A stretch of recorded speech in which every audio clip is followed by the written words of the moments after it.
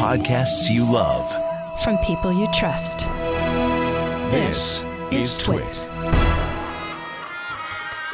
Hi, this is Leo Laporte, and this is my Tech Guy podcast.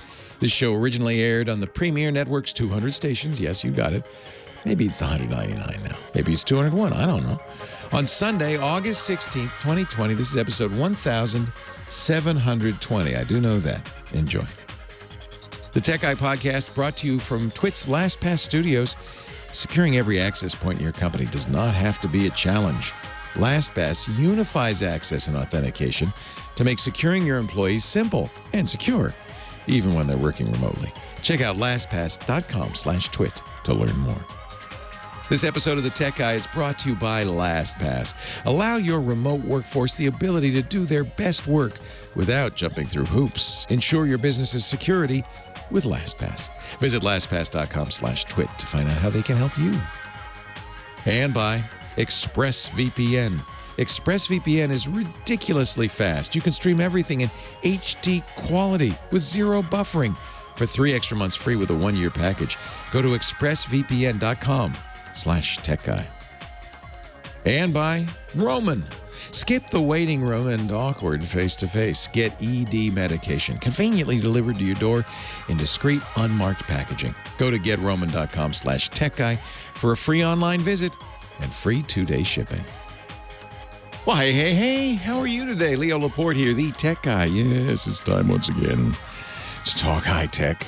8888 Ask Leo. That's my phone number. If you want to call and talk about anything. You know, your computer, your internet, your printer. No, don't call me about your printer. Okay, you can call me about your printer. 8888 Ask Leo. I'll talk about anything with a chip in it. I'll help you with any problem you've got. Well, I can't promise help, but at least I'll try. I'll do my best. And between me and the million people listening and the hundreds of people who are in the chat room who are right now ready and able, our team Tech Guy sitting there, fingers poised over the keyboard, willing to help you, I think we can solve almost any problem. 8888 Ask Leo. The show is not transcribed, just scribed by our scribe, James DeRufo. He writes everything down, including links and so forth, puts them up on the website, techguylabs.com. That's free for your perusal any time of the day or night, 7 days a week. You just pop on over to techguylabs.com and you can find all the questions, all the answers, all the links, and audio and video of the show. Video, yes. It's the most boring thing you ever saw, but it's a guy talking on a microphone. What do you want? we put colored lights and stuff in and maybe try to make it, jazz it up a little bit. That's all at techguylabs.com, and it's free. There's no charge. So head on over there if you got any questions. I'm curious if you've noticed any improvement in spam calls, robocalls, all of that. Supposedly it's been taken care of, and I think it kind of has. Now get ready because the silly season is upon us. You may remember a couple of years ago and 4 years ago and 6 years ago when all the campaigns spun up and you would get calls every day from the political campaigns and so forth. I think my guess is, at least it's been my experience, I'm curious if it's yours, they're not calling as much as they are texting. Now I get texts like crazy, tons of texts, all the time. Many of them panicky. We need money. We're running out of money. Got to send us money. A lot of that. You can only laugh. There's no, as far as I know, way to block text. I guess you could say stop. The FCC has implemented this technology called Stir and Shaken, which sounds like a James Bond recipe for a martini, but it's in fact what they call a caller ID authentication protocol. And they have till June 30th of next year to implement it. But I think some of the carriers are already starting to implement it.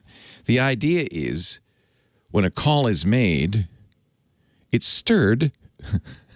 That is, the originating network attaches authentication information to it. And then when received by the receiving network, could be the same network, could be a different one, it's shaken, which means they verify its origination. See, if you're going to do spam robocalls or spam calls of any kind, you don't really, it's the same with spam email, you don't really want anybody to know the real origination, because then they could block you. Notice how spammers change their phone number all the time. They usually, these days, try to use your area code, sometimes even your local exchange. So the first digit, 6 digits, are the ones you recognize, which is, I think, designed to make you think maybe it's your kid calling, or the kid's school calling, or your doctor, or somebody you know. You just don't know that number. So they're hoping you'll pick up, and then it goes, "You've just won a trip to nowhere." Where are they going? Maybe that's what's killing them. The timeshares and the trips, that's no good anymore, is it? Maybe that's what's killing them. There's also, most of the carriers now are implementing spam blocking technology. I know T-Mobile just turned theirs on. And I've been using for some time. Apple has a feature which I like on the iPhone. I think that you can do this on Android too. I seem to remember. Where you say, if that phone call is not coming from a number I know, it's not from my phone book, just send it to voicemail. You know, and if it's important, they'll leave a message, and then you can add them to your phone book if you want to hear from them from now on. I like that feature. So my phone hardly rings anymore. But then I'm not a big phone caller either. I prefer other means of communication, mostly none. Don't bother me and I won't bother you. How about that? What's that? Is that a deal? Okay. I call my mom once a week. She's hard to get a hold of now. I say, "Mom, you want to FaceTime?" Because we usually FaceTime. That's the other thing. I don't use the phone as much as I'll use FaceTime, or on the Google side, Duo, or, of course, we're all using Zoom and Meet and Teams and all the different video calling things. That's not really a phone call. That's, that's like a data connection. I feel like it's close to a phone call. It's a phone call plus, phone call with pictures. So, but Mom doesn't really answer when I text her first, because, I don't want to surprise her. And, I did yes, I'm feeling sad now. She's getting me back for all the times I didn't call her. "Mom, you want to FaceTime?" Crickets. So the chat room, so you saying you're still getting calls from the Marriott, at least every other week, says Burke. I feel like the call screening has gotten good now. Remember spam email was such a problem? It's not gone away. Still, the vast majority of internet email traffic is spam, is junk mail. But the systems to block it have gotten so good now that you just rarely see it anymore, right? Most of the spam I see is stuff I signed up for, or newsletters I signed up for. Maybe when I signed up for something and I gave my address and they said, you want to get stuff from us, and I forgot to say no. And it's mostly that. We call it bacon. It's spam you asked for is bacon. If you get spam you didn't ask for, that's spam. Definitely spam. Not related to Hormel's pork shoulder product. That Hormel people would like me to mention that. They actually allow us to use the term spam. At first they were like, that's our brand name for a product. Can you not call junk mail spam? For a while we called it uses. That's a terrible name. UCE, unsolicited commercial email. Oos. I got some oos today. Yeah, no, spam. It just works. Hormel finally gave up. He said, all right, fine. Call it spam, but just don't confuse it with our fine pork shoulder product. So I won't. It's delicious. It's not like junk email at all, not in any respect. So it's gotten better, hasn't it? The junk calls. Now I just get a lot of junk texts. They haven't got a solution for that yet. You know where spam came from, right? Monty Python. If you ever want to, you can go, if you want some fun, go to YouTube if you haven't seen it, in the spam skit, where they're coming to breakfast and everything's got spam in it. A lot of spam. Spam just takes over the whole skit. Pretty soon the singers come on and sing, "Spammity spam, wonderful spam." That's the Hormel pork shoulder product they're talking about there. But somebody said, it's just like the junk email that it multiplies. So they call it spam. And a term was born. Better than use. Yeah, I think we kind of licked the. Well, licked's probably not the right word. We've beaten. We've beaten the junk phone call thing, have we? The only problem with blocking calls you don't know is that my doctor, for some reason, my physician, always calls with a blocked number, an unknown number. Maybe that's for privacy. Like, so, you know, if your phone's sitting on the desk and it says, your doctor's calling, people are like, oh, what happened? That's probably why, right? But then I never get calls from my doctor because they always go to voicemail. I don't, that's fine with me. I don't mind that. Are you getting more? Are you getting less? Is it working? It's working. The star of the Tech Guy Show, the unbreakable Kimmy Schaffer.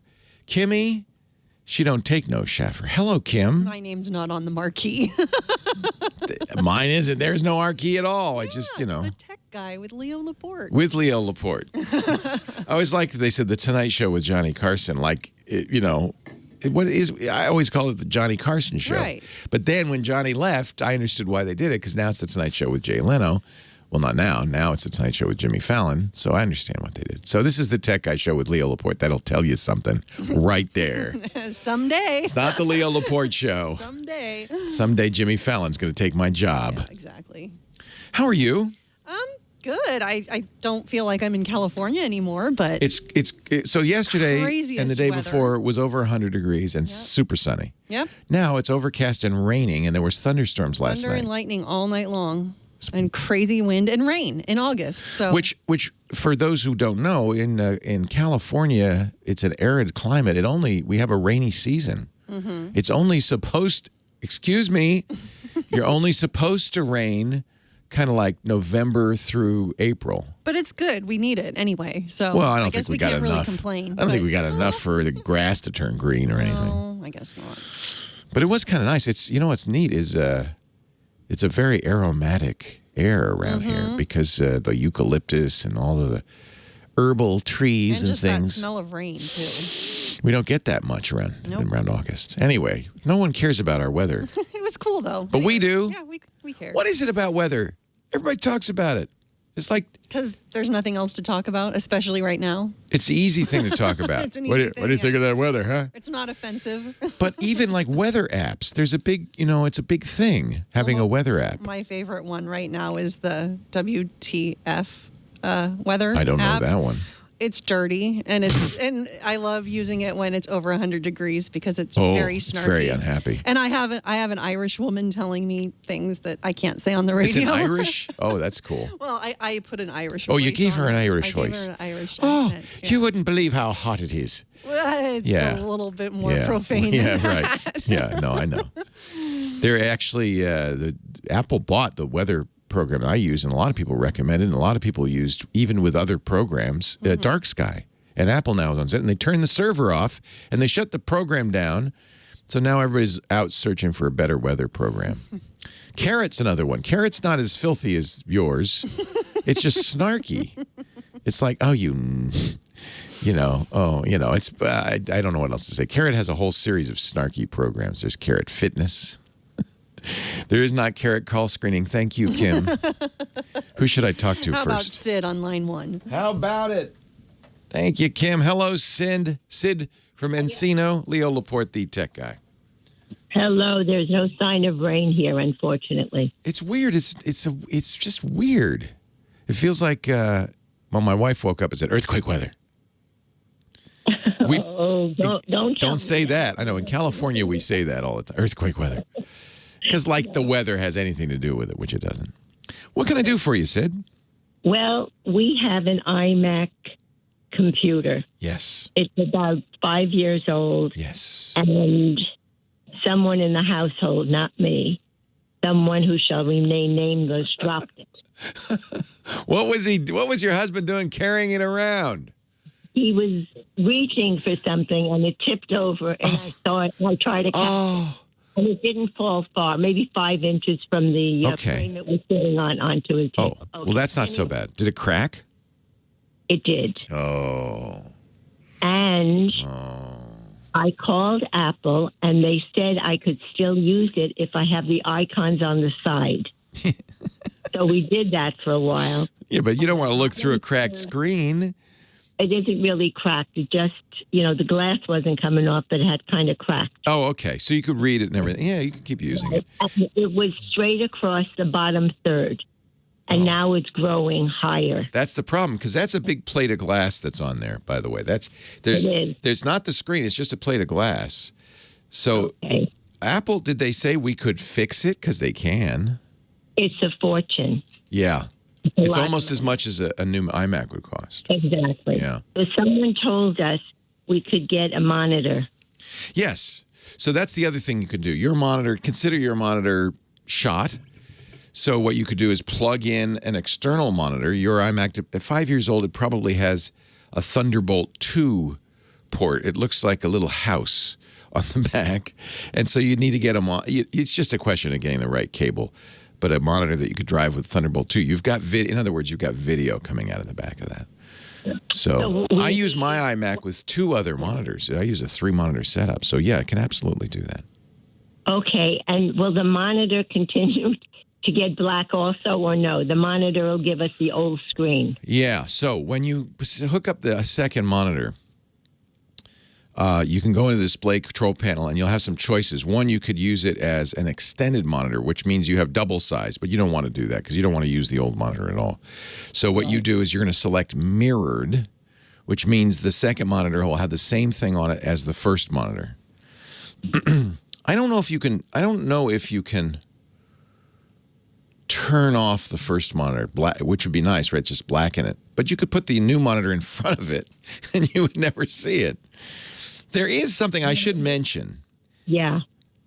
Apple charges a fortune, but that doesn't mean you can't do it yourself. And don't let your husband do this. You should do this.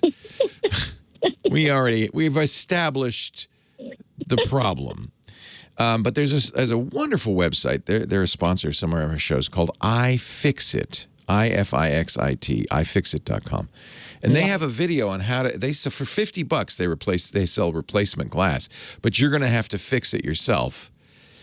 So it's not necessarily an expensive fix. Really, Apple may have seen something else that's wrong with it, but generally that's not. If it's just the glass that cracked, it's a pane of glass. You can replace it. The other thing you can do, and it might be worth doing this, is call non-official Apple repair stores. They're usually Apple authorized, but sometimes these guys will, if you say, look, it's just the glass, could you replace the glass? And they'll say, yeah, that'll be $150. Well, we tried that, but it was more like, I think, $300, $600, something like that. Wow. Really? Yeah, it's a pain. I mean, I've removed, I've done this to an iMac roughly that age, maybe a little older. You need a big suction cup, because believe it or not, because you have to lift the glass off of it. You loosen the screws and then you lift the glass off. So maybe they're saying that's a little expensive. Okay, my husband, who is very angry at me at the moment. We didn't say his name. No one knows who he is. I didn't. But maybe he feels like, I got to run because I'm running out of time here, but go to iFixit.com and at least take a look at the video, see if you feel comfortable doing it. Thank you. Yeah. Now I'm back. I just had to close up because that music was playing. So it's not expensive, that pane of glass, but he called iFixit and they said size 800. 800. Oh my goodness. Oh. So does the screen look normal except for that crack? No, it's blackened out the bottom third. Oh, that's why it's expensive. Okay, I get it. Cy, I'm sorry. Oh, I said his name. Whoops. Yeah, whoops. Oh, never mind. It's not Cy from Encino. What happened was not just the plate of glass, but the LCD screen below it got damaged. That's why it's blacked out there. Oh. So that's why you have to replace that too, and that is much more expensive. But yeah, get a cheap monitor. You need to plug it into the back. You'll need to look at what ports are on the back, but it's probably what we call a Thunderbolt 2 port. Mm-hmm. And you can get a Thunderbolt 2 to HDMI adapter, and any HDMI monitor you could get. It's $200 or less, and then just put the monitor in front of the iMac so you don't see that mess. and you'll be able to it'd be fine. You'll be able to keep using it. We were thinking of putting the Macs on the floor. Or underneath. Yeah. Get a long enough cable. Yeah, because, yeah, of course, you just need a long enough cable for the mouse, keyboard, and monitor. Okay. Yeah. Hide the Mac. Hide size. What are we going to call this? Will the picture eventually fade out? Nope, won't do anything. It's just going to stay like that. Okay. Oh, you're a doll. Thank you very, very much. My pleasure. I've been listening to you for years. Oh, I love it. I love it. It's over my head. I have no idea what you're talking about. Well, clearly it's sinking in. You're very sophisticated. Right. Oh, very, very. Okay. Hey, a pleasure talking to you, Sid. Take care. You too. Bye-bye. Oh. Our show today brought to you by Lastpass. We're in the Lastpass studios. Thank you, Lastpass. Lastpass is something I've been using for 12 years. I remember 10 years. It was hard to believe it's 10 years ago. Steve Gibson. I've been telling him about LastPass. It's the greatest password vault. You're going to love it, Steve. It's great. He said, all right. He got a hold of the author of LastPass, Joe Segrest. Joe said, all right, let me show you what I'm doing. Let me give you a tour. Let me show you the source code. Steve looked at it, was very impressed. Steve Gibson, my security guy, our security guy, has been using it for 10 years now, ever since. We started using LastPass Enterprise at TWiT when one of our employees couldn't remember the passwords. Most employees, they just write them on a Post-it note, put it on a screen. But this guy was sophisticated. He said, no, I got a better idea. I'm going to put it on a website. That way I'll always have those passwords wherever I am. Problem was, it was a public website. When that happened, we switched to LastPass. Now employees have access to their passwords, their logins, anywhere, anytime, but it's completely secure. I love LastPass. You will too, especially with all the challenges going on today in IT. LastPass surveyed global IT decision makers.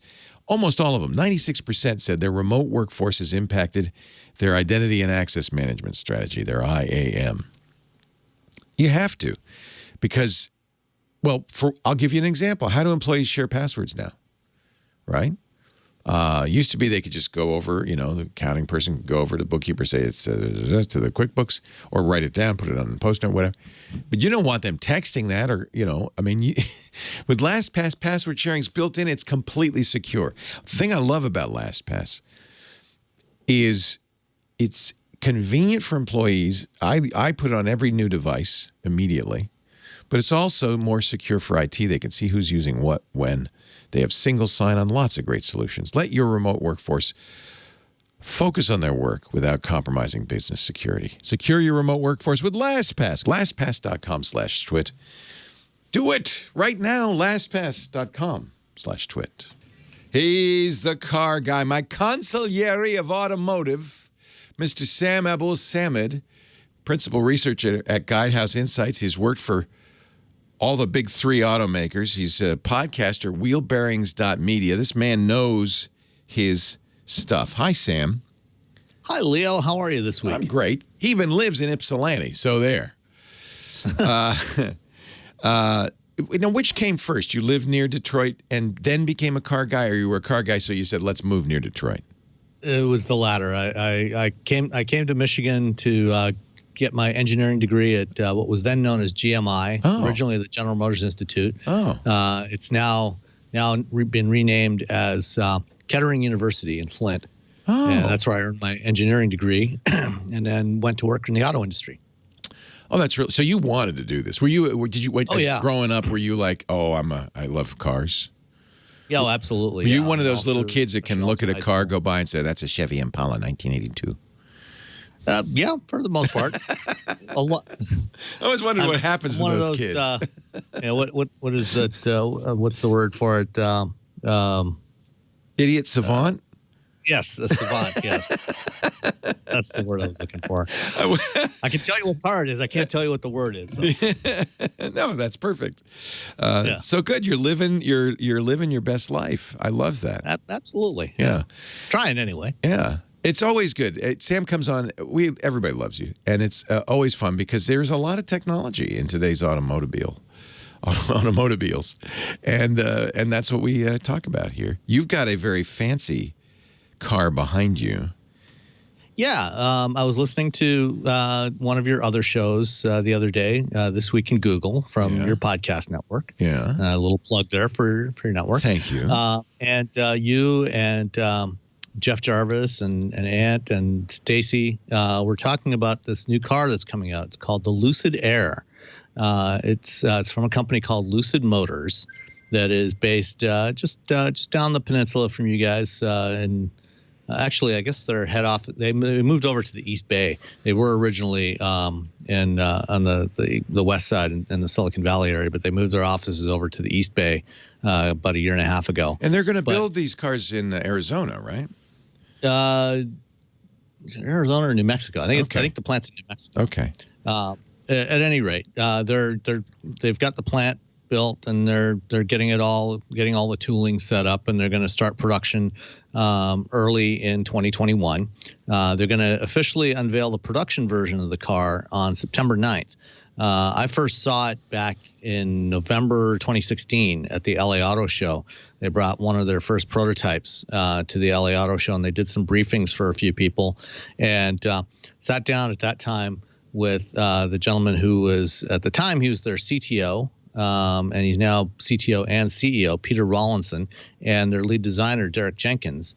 And we talked for about an hour, all about what they were doing, and then we did a VR walk around. That was actually my first experience with modern VR. Did a VR walk around of the car, and then we went down to the garage under the convention center, and they had one of the camouflage prototypes sitting down there. This is if it looks like what's behind you, it's very pretty. It's weird because it doesn't have a dual headlights. It has a strip in the front of it. That's very distinctive. There's a string of LEDs across the front.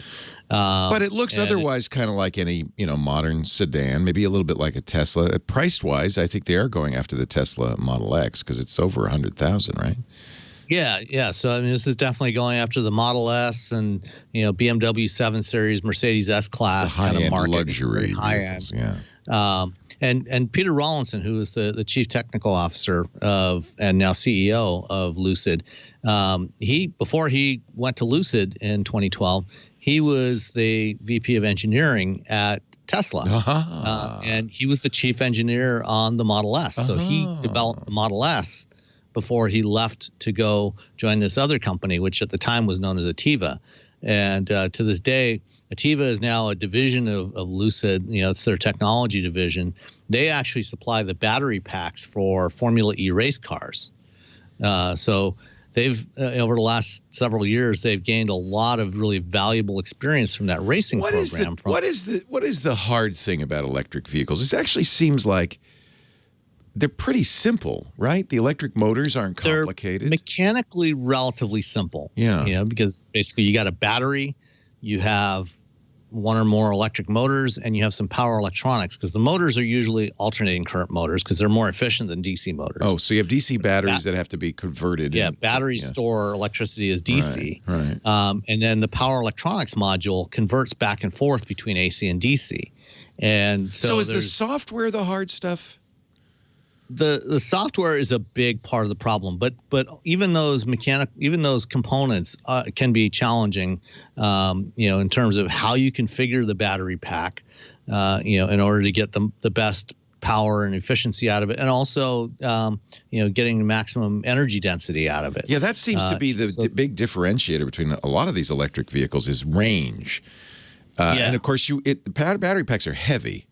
So you want to maximize. So that's where you want to get as much efficiency as you can, because the less losses you have in this system, then you can get the more range from less battery, which reduces your cost, reduces your weight. So you want to make it as efficient as you possibly can. You also want the batteries to last a long time. Yeah, and so that's where Lucid gained some valuable experience from that racing program.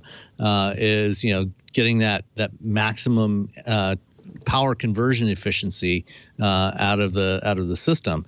And they just last week announced that the Lucid Air it hasn't been officially EPA certified yet, but they had a third-party engineering firm called FEV that does a lot of engineering work for a lot of automakers, run through the full EPA test program with one of their prototype Airs. and they got about 517 miles of range. Oh, that's more than anybody. I can't think of anything getting that kind of range. Yeah. So Lucid still hasn't revealed the final specs of the car as far as what size battery. But when I talked to Peter Rawlinson back in 2016, the plan at that time was to have the base model be a 100 kilowatt hour battery pack, and then the up level model be 130 kilowatt hours. Holy cow, that's big. Yeah, so that's a lot of battery, which is why this thing's going to cost well over $100,000. That much battery costs a lot of money.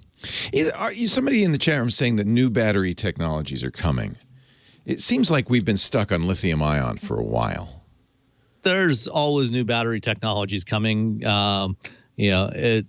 Mostly what we've been seeing over the past decade. There's been a lot of announcements of breakthroughs, none of which have actually come to fruition in terms of something that can actually be produced. The problem is producing one sample cell that does something really well on the bench, but then scaling that, actually being able to mass produce it and scale it to something big enough to actually power a car is a very different situation. That's why Tesla built their own battery factories. Solid state cells, should be a lot more durable and have a lot longer lifespan. But, so far they've had a lot of trouble actually producing them at scale and getting enough power out of them. We only have a minute left, but I also want to ask you about this kind of shocker that came out that GM is going to start charging a subscription fee after 3 years for their self-driving software. Yeah, there was a bit of fine print when Super Cruise was launched 3 years ago that nobody noticed, and GM never really talked about. So people are starting to get bills now, huh? You have to have an OnStar subscription to use Super Cruise for the map updates. Oh, of course. They give you 3 years of free OnStar when you buy a new GM car. Now the first people that bought the CT6s with Super Cruise, that 3 years is coming up, so they're going to have to sign up for a $25 a month OnStar subscription to keep using Super Cruise. Oopsies. They've extended that for another year for the early customers, but Sam Abuelsamid, he's the principal researcher at Guidehouse Insights. Thanks, Sam. Thank you, Leo. Sorry. No problem. Do you hear that music? Yeah. Yeah. Once you hear that, we're done. That means you got 10 seconds left. So. Sorry, have to cut you off. Yeah, we can dive into that the whole subscription thing a little more next week. Yeah, because I think BMW backed down on their subscription to CarPlay. I think they did on the subscription for Apple CarPlay, but they're still planning to do subscriptions for other features. Yeah, but in a way, this speaks more to the fact that a car is no longer a durable good. It's more like a computer where you're getting updates all the time. And something has to pay for those. Exactly, yeah. And that's the thing that people are going to have to get used to. I think they got a little bit of a false sense of security from Tesla and also from Apple, from the iPhone, in terms of software updates and not having to pay for software updates.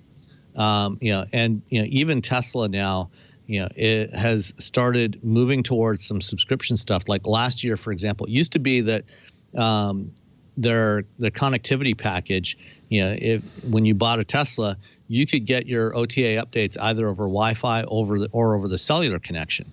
But they changed that because it was costing them too much money for the connectivity. Yeah. And so now you only get the cellular updates if you have the premium subscription package for connectivity. Otherwise, you have to have your car connected to Wi-Fi to get updates. Most of the time, people are at home and their Wi-Fi's on. Yeah, and during their Q1 earnings call, Elon said, by the end of this year, they're going to shift the full self-driving package from to being a subscription-based, a month-to-month subscription-based thing.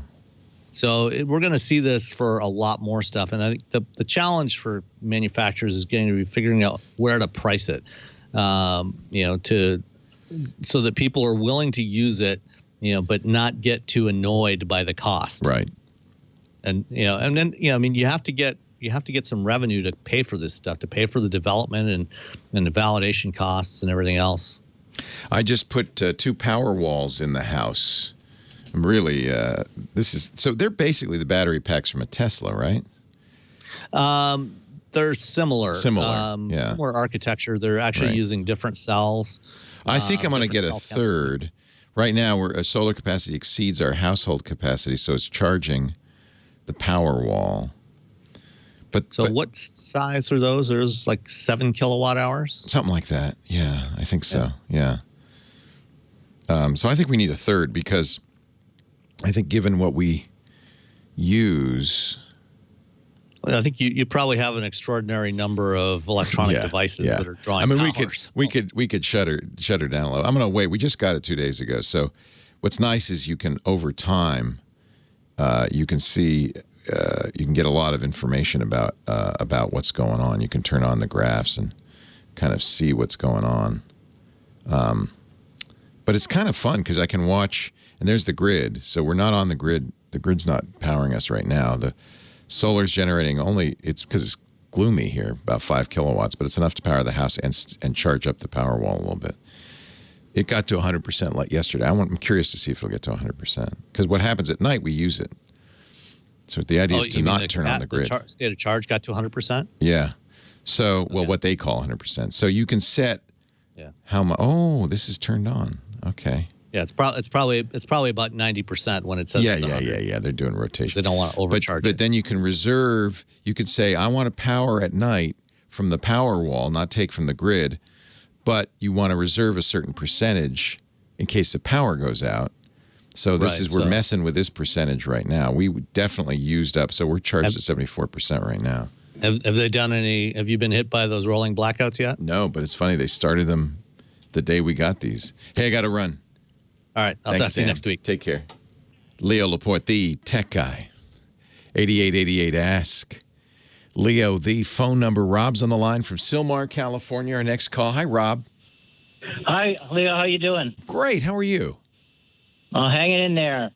Good. Love your show. Thank you. Thanks for listening. I have a problem with the Samsung soundbar and TV. I just got it a couple of weeks ago, and they obviously should be compatible. Yeah. And when I first one would think set it up, the soundbar, the TV remote turned on the soundbar, but it didn't turn it off.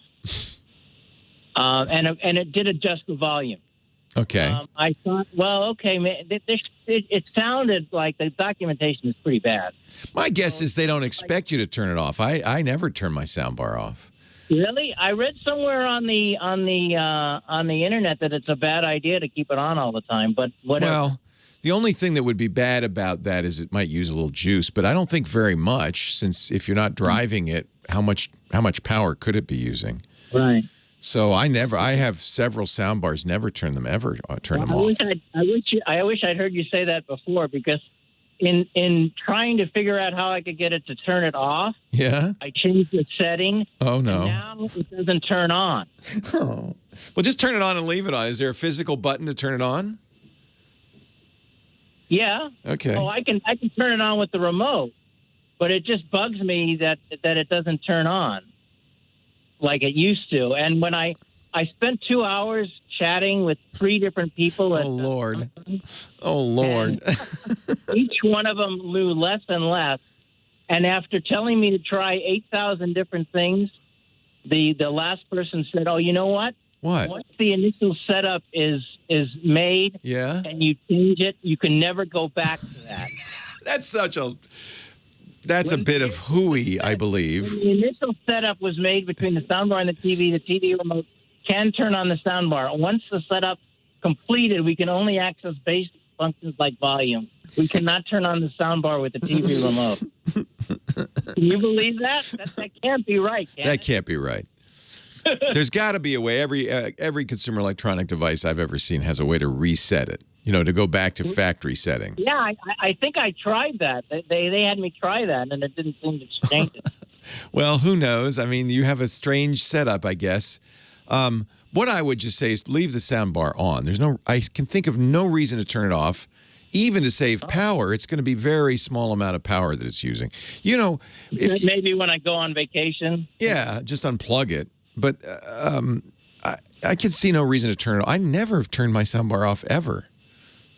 I don't even know why you would want to. Really? Yeah. Okay. And the other thing I would look at is something called CEC. Samsung has a different name for it, but the official name is CEC. It is the way that the TV can control the soundbar and other devices. Samsung calls it, I think, AnyNet, something like that. No, actually, I did some research, and there's something called Auto Power Link. AnyNet is if you use an HDMI connection, but... Oh, yeah, and you're using optical probably, huh? Yeah, Auto Power Link. And there were instructions on how to turn that on and off, and it didn't work. It didn't do anything. Well, now so let me get this right. Your soundbar is connected via an optical cable, right? Right. Yeah, I doubt it can be controlled by that optical cable in any form.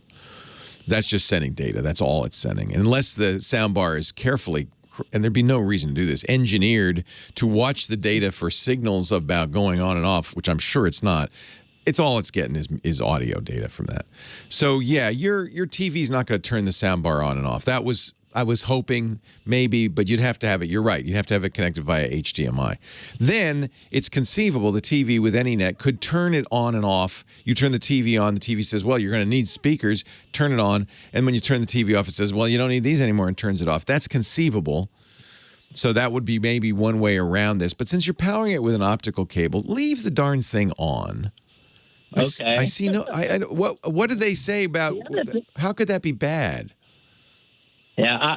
There's something on the internet said, oh, you're gonna go through power and you're gonna. No. These solid state amps. They wear out the soundbar faster. That's not true. It draws very little power, less than a watt, and nothing's going on if it's not playing music. There's nothing to wear out. You're fine. In fact, the other thing is, I've noticed that when I do turn the soundbar off, it turns on randomly all by itself. Yeah, because it wants to be on. Set your soundbar free, my friend. The good thing is it's never turned off when I didn't want it to turn off. Yeah, you definitely don't want that. I just leave it on. And then when you're going on vacation, actually, it's not a bad idea to unplug everything, because if there's a lightning strike or a power surge or whatever, when our power goes out, I run around like a little chipmunk unplugging everything, because often when the power goes back on, there's a surge, and that can fry electronics. So, yeah, if you're not around for a while, but it's not using hardly any power. It really isn't. So okay. I've never even heard of somebody wanting to turn off their soundbar. Maybe Samsung is equally confused. That's why they give you the power to turn it on, but never give you the power to turn it off. Probably the first person to ask for this. It's bizarre. Yeah, I don't know where you read this. It's not going to hurt your soundbar to leave it on. They're designed to be left on. All right. Yeah, I wouldn't worry about it. It's not like a big old amp or something. It's just got a little Class D amp in there that doesn't draw power unless it needs it to power the speakers. Is not doing anything. All right. Well, thanks a lot. I appreciate it. All right. You're welcome. What a strange and unique problem. I can turn it on. I can't turn it off. And to add insult to injury. Oh, and then. Oh, and by the way, once you set it up, you can never change it. No, sorry. You wouldn't want to do that. Why would you want to reset it? No, you've set it up. It's done. There's no going back. That can't be. I've never seen a consumer electronics device that didn't have some way to set it back to the factory settings, partly because if you sell it or give it to somebody, and they hook it up to a new TV, theoretically, you'd want to reset. I don't know. That's bizarre. It also may I believe, would wear out the soundbar faster to turn it off and on and off and on and off and on. Just leave it on. Tom, Costa Mesa, California is next. Hi, Tom. Hey, Leo. Good to talk to you. Good to talk to you. I hope so. You were humming In the Mood, and I hope you're in the mood to get me back into Windows. Uh-oh. Yeah, last Monday morning, after being in Windows and finishing watching your last Sunday Tech Guy podcast on YouTube, yeah, I got a notice from Microsoft to update. And I said, okay, it's lunchtime. I'll let it go. Yeah. For an hour, got the reboot back to the landscape screen, and now it doesn't recognize my keyboard. I can't get past this. So you can't log in because you can't type. Right. So a couple of things. First of all, it's conceivable, weird. It's a coincidence, but maybe the keyboard at the same time died. You've unplugged it and plugged it back in again? I've tried all that. And does the keyboard work on other? You've tried with different keyboards. Okay. Yeah. Because it was working perfectly before. Yeah. I changed the batteries in it. Yeah. Have you tried the keyboard with other computers just to see? I mean, I'm sure the keyboard's fine. If you tried a second keyboard. I don't have another device I can check it. Are the keyboard's a USB keyboard, right? No, it is wireless. It's wireless. Do you have a little dongle you plug in the USB port, though? Right. Yeah. Well, it could be that the update that is a Logitech. Yes. Could be the update mangled the Logitech drivers. Do you have a wired keyboard you could try? I tried that. Doesn't work? No. Oh, hang on. We got to take a break, but hang on. I'll help you off the air. Leo Laporte, the tech guy. That is rough. That is rough. So it sounds like something went wrong with your USB chain. Does the mouse work? Can you move the mouse around? Mouse doesn't work either. Yeah, so USB's shot. And I tried it shuffling around the 3 USB ports I've got on my computer, and none of them are responsive. So that's what the update did. It broke USB. Thanks a lot, Microsoft. So the first thing I try is booting into safe mode. Do you know how to do that? I did that, and I was able to navigate through the menus. Good. I didn't change anything. So you are able to log in safe mode. You can type and use the mouse. How do I do that? Because No. it comes up with the... Well, how would you? So you went. Oh, you're right. Without a keyboard, how do you get into safe mode? Well, let me tell you, I hit the F2 to get into those little BIOS menus or whatever they are. And that worked? And I was able to navigate through those using my keyboard. That's not safe mode, but that's excellent. That means there's no hardware issue. It means Windows screwed up. Listening to Neil's report on Windows yesterday, I'm... freaking hate Windows. I agree. I freaking hate it. That's really nasty. So let me think about this. So the only thing I can think of is buy a new computer. Well, no, we don't want to do that. Actually, the easiest thing to do would be reinstall Windows. I don't have it. It came with Windows. Yeah. So, and it's Windows 10, right? Windows 10. Yeah. So, it is a challenge because there's no way to tell the computer, okay, go into safe mode or anything because your keyboard's not responding. The good news is the keyboard works and your computer's hardware works because in the BIOS, in the UEFI setup, you can use it. You can type arrow keys and stuff and it all works. So nothing's broken on the machine. Windows broke itself. Thank you, Windows. This happens sometimes with updates. So if you can get a buddy to download the Windows Media Creation Tool, it's the Windows installer. Microsoft offers it for free from their site, Microsoft.com. And you put it on a USB key.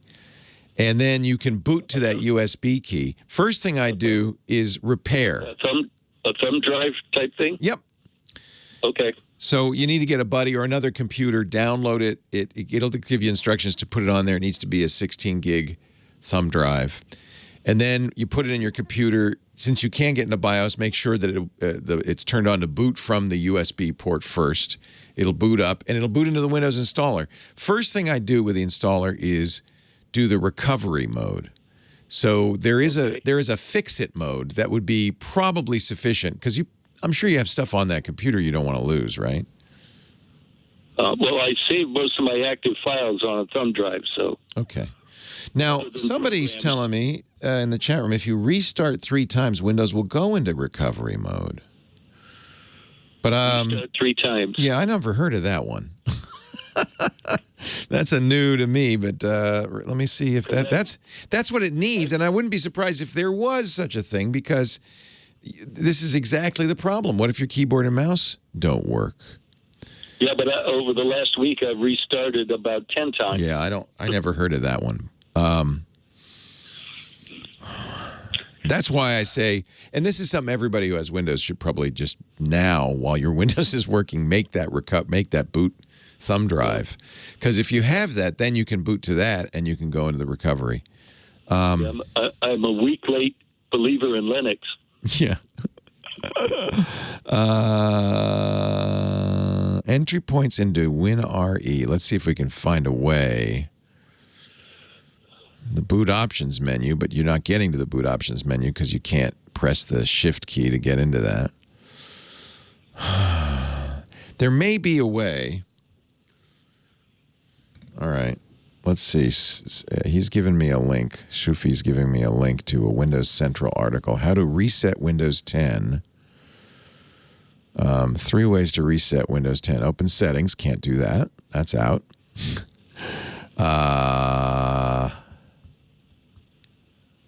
Okay. Open settings. Can't do that.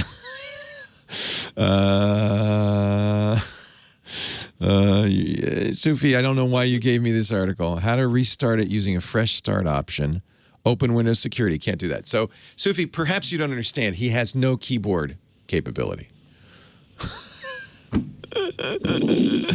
So I think you need to do what I said initially, which is download it, put it on a thumb drive, boot to that, and then I think you need to try to do a repair first. That way you won't lose anything. I'm glad you got everything backed up. Good man. If the repair doesn't get the keyboard back, in fact, I would do this anyway. Do a full, wipe the drive and reinstall Windows 10. Okay. I think that's not a bad idea. Yeah, I've been working with computers for about 40 years, so I'm... This is an interesting conundrum. How do you fix the computer if your keyboard, if you have no USB, which is what's happened? Clearly, the update bonkered the USB driver. Thank you, Windows. Thank you, Windows. So this is what they're saying. I never heard of this.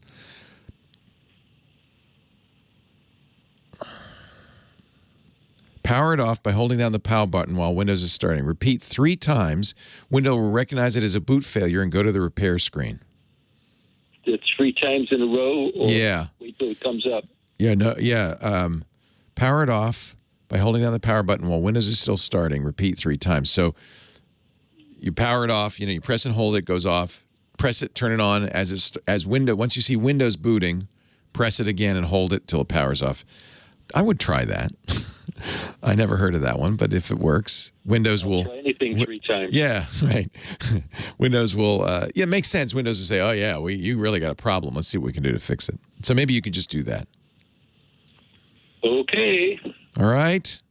Hopefully I don't have to call you next week. Well, I love Linux. A week late.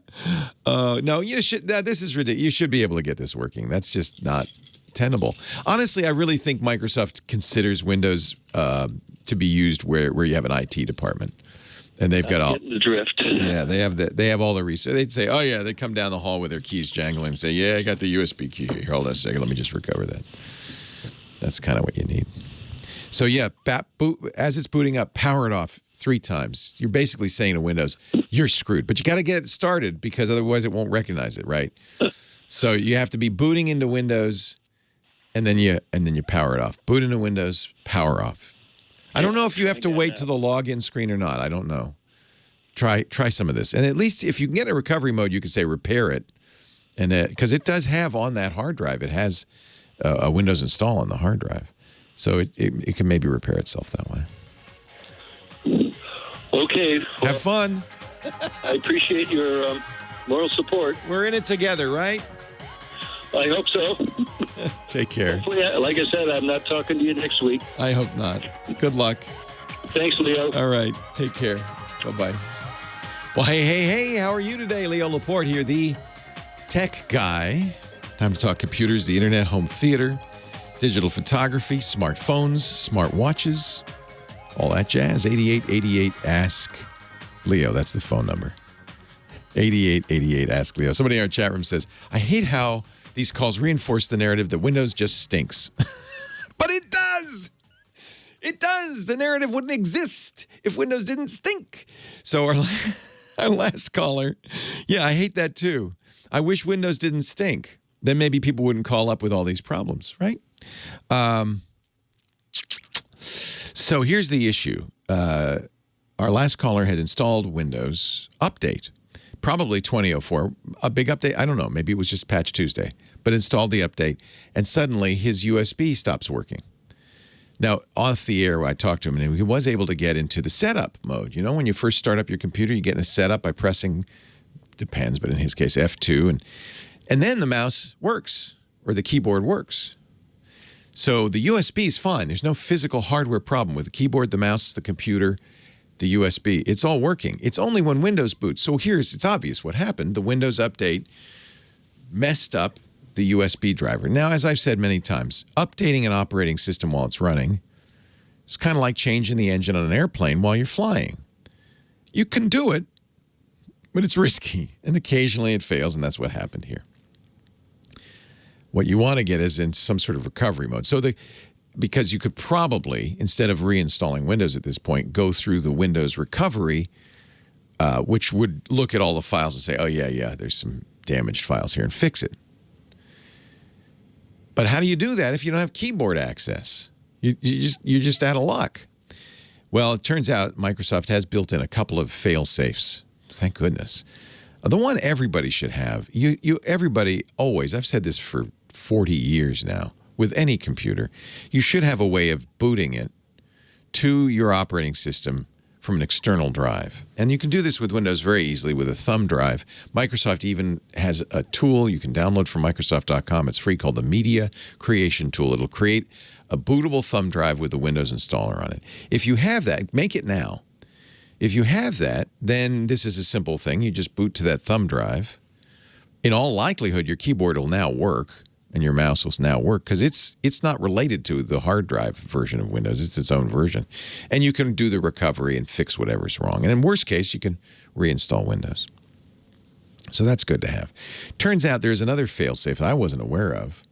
But if a boot fails 3 times on Windows, Windows thinks, oh, wow, something really went wrong. Yeah. And we'll give you a chance to reset the PC. So we're going to try it. Tom's going to go home and try this. You start up the computer as it's booting up. You got to wait till it's loading Windows, and then as soon as it's loading Windows, you turn it off again. Press and hold the on/off switch, and it goes off. And you have to do that 3 times. Every time it starts the boot, Windows starts a boot log process. The 3rd time it sees that it didn't finish, Windows has a little check at the beginning saying, oh. 3 times now you can't get into it. Must be something wrong. And apparently, I've never had this happen, but apparently you can go into a recovery mode and recover it. Honestly, the narrative I think this reinforces is that Microsoft designs, first of all, Microsoft doesn't care about Windows anymore. Honestly. They literally don't care anymore. It's no longer their chief revenue. Their chief revenue, according to the most recent yearly report last week, is Azure and online services. Windows and Office, which used to keep Microsoft afloat for 30 years, kept Microsoft afloat, no longer their #1 revenue generator. And they've been rejiggering the company all along. I mean, they like these side businesses. It's a multi-billion-dollar business. Nothing wrong with it, just like Xbox. But they've been preparing for a future where your operating system isn't really that important.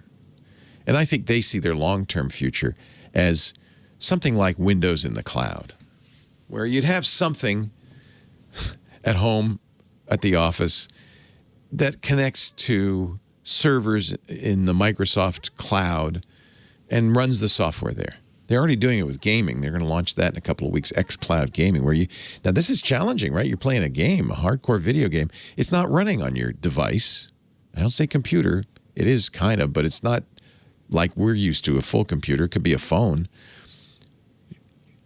You're running a little tiny bit of software on your device, and the game is being generated, rendered, and everything. It's basically streaming to you like Netflix. It's kind of an interactive Netflix. The game is streaming like a movie, but you're interacting with it with your game controller. And there's a good reason why Microsoft would be doing that, and Google, and G4, NVIDIA, and Sony, and probably a few other companies I don't know. There's a good reason, because that's the future. That's the computing future. That's where they want to go. And that's where companies want to go. Companies don't like having to have a big IT department guy going down the hall all the time with his keys jingling on the keychain saying, yeah, let me go fix that computer. They don't want to do that. They want something that's secure and reliable.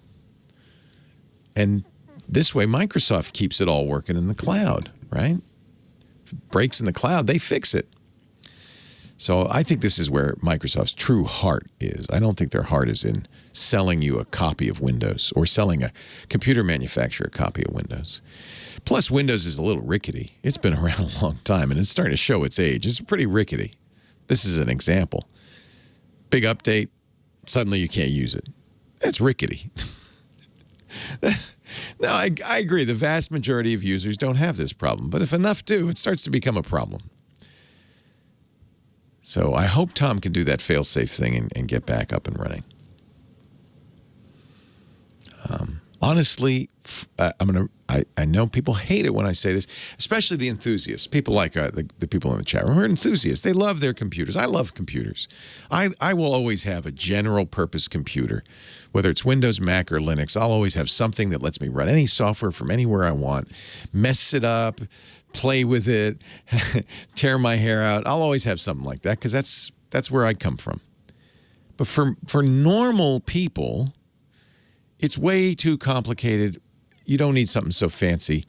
You need a Chromebook, which is essentially what I just described, except instead of Microsoft's cloud, it's Google's cloud. But it's just a little device that connects to Google's cloud, and your word processor and your data and everything's all up there in the cloud. It's not on your device. Works great. It's more secure, more reliable. Less can go wrong. It's less general purpose. But that's what makes it complicated and hard to support and hard to keep running because it can do everything. And so there's lots of ways it can go wrong.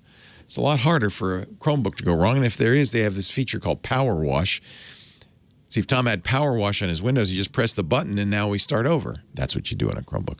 iPad, also a good choice because Apple's designed that to be kind of sealed off so users can't muck with it.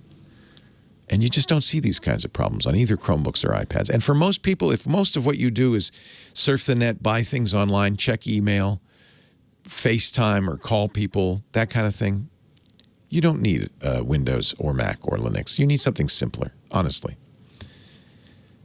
If you're an enthusiast, that's fine. You're buying into it.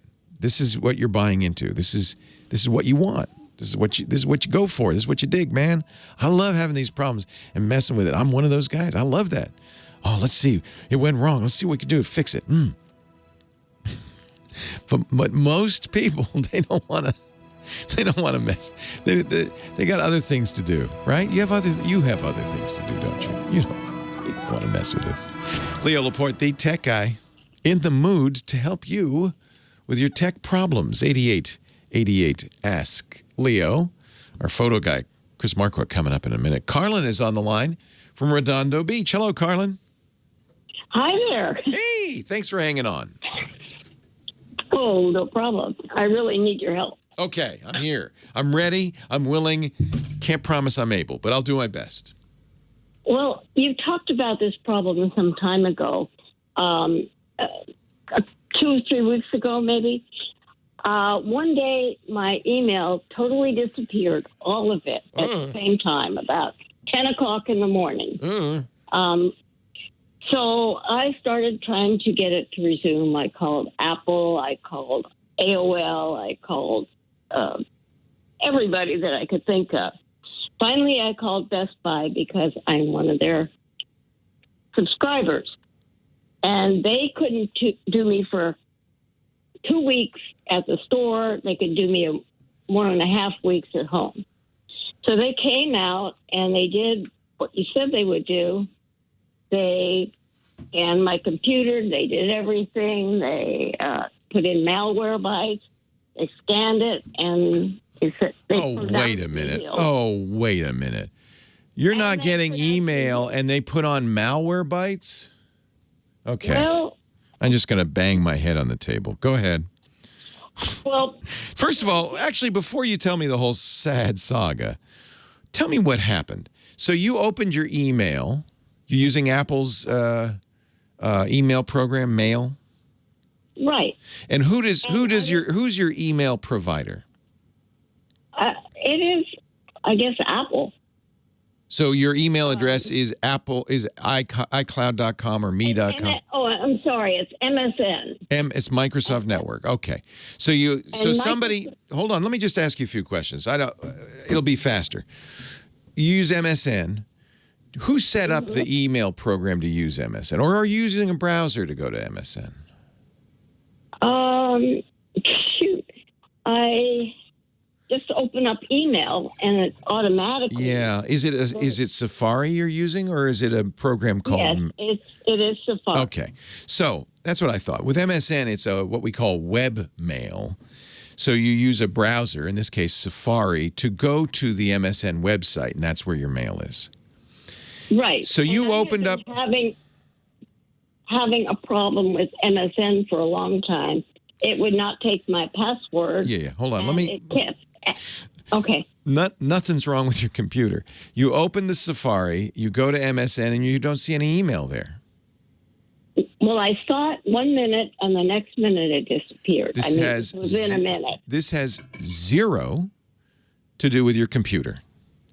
And the fact that Best Buy decided to mess with your computer, either the guy was a moron and didn't understand what was going on, or he just said, well, I'm going to make my $150. But it has nothing to do with your computer, because your browser's just giving you a view of MSN. That's all. Mm-hmm. And if your view of MSN, it's like you're looking out the window and you're seeing MSN out the window, and something changes out the window. It doesn't mean anything's wrong inside the house. Well, they actually did restore my email. They helped me to log on to MSN because it had never taken my change of, so your login was messed up. Yeah. Yeah. So I couldn't get on to MSN, and that's my main source. Can you get in now? Yeah. Okay. Everything's fine now. Okay. After they left, I've had all these other weird problems. Because they screwed up your computer. I'm so mad at them. The only problem, I'm so sorry, Carlin, the only problem you had, and you even said this was going on before, was your MSN login was messed up. So you fixed it. Yes. And now everything's fine, except the dope from Best Buy who came out put on malware bytes. Why? There's no malware. He puts stuff on your system, and now he's messed it up, right? Well, he did everything he could to straighten out my problems. There was nothing. Then he ran that. Then he did other things that he shouldn't have done. Okay, so right now, my phone changes at will. You know, I'm working on something and it goes into wallet or phone or camera. My computer, I open up and it says it's scheduled to go to sleep in 60 seconds. It sometimes freezes. I have to turn off the computer and restart it to unfreeze it. I can't. So these are different. They're all different problems. Right. Next time, never, ever again. You had an account with them, so they didn't charge you, I hope. Well, they charged me to come into the house, which was about $49. Okay, well, that's not too bad. But honestly, they made more than $49 worth of problems. So they solved your initial problem, and then for reasons I don't fully understand, decided to mess with the computer. What's the phone thing? That's completely unrelated to your computer. What's going on with the phone? Just what I said. It just changes at will. Changes. So you got the phone out and you're doing. Tell me. Give me the. Just walk me. I'm doing it. I'm doing an email or something, and all of a sudden I have the camera on or the wallet or. Yeah. So and it's an iPhone, I guess. Yeah. iPhone 10. So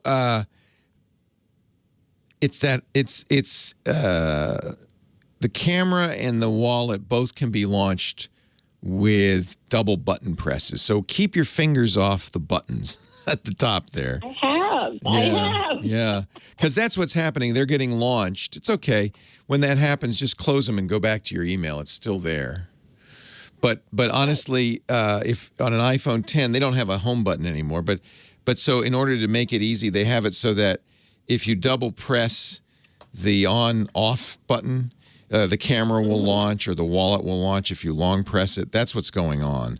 So it could be there's a physical problem with the iPhone, or it could be you just accidentally. See, I just double pressed my iPhone button and the wallet opened.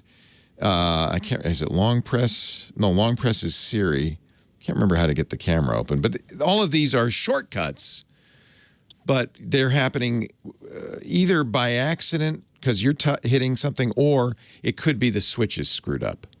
So that's separate. That's completely different than the computer problem. So let's deal with these one at a time.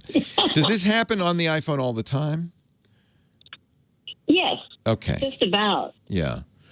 It's too bad. It's a shame you can't go into the Apple Store these days, because that's something the Apple Store, the guy could sit down with you and show you how that's happening and how to avoid it. And if there is something physically wrong with the phone, he could diagnose it. As for the computer, well, I don't, the problem is it's hard for me now to know what's wrong. The only thing that was wrong was that your MSN login was wrong, and so you couldn't see the mail. Once that got fixed, everything was fine. But then the Best Buy guy decided to be helpful. Sometimes when geeks are helpful, it makes things worse. Chris Marquardt, our photo guy. I'm so sorry, Carlin. Coming up. So I'm not sure what to do to fix this. What's your computer doing now? My computer is freezing at times. Today it went into a small mode, and I couldn't make it larger. I think this is related to the stuff that he put on there. I wish he hadn't put Malwarebytes on there. Well, he took it off, but I have a feeling there's still some part of it. Yeah, there's still some stuff there. What? Tell me about the iMac. How old is it? It's a little over 2 years old. Okay, so it's brand new. And you shouldn't be having any problem with it at all. I really hate Malwarebytes. And it's completely unnecessary on a Mac. It's pointless. You talked about this a couple of weeks ago. It's dumb. It's just dumb.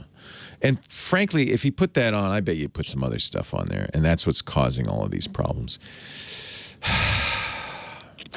Have you updated to the latest Mac OS? Do you know? Always. You have a picture of Catalina on your desktop. Actually, no, I got High Sierra. There's something you could do to fix this. So you're 2 versions old, more than that.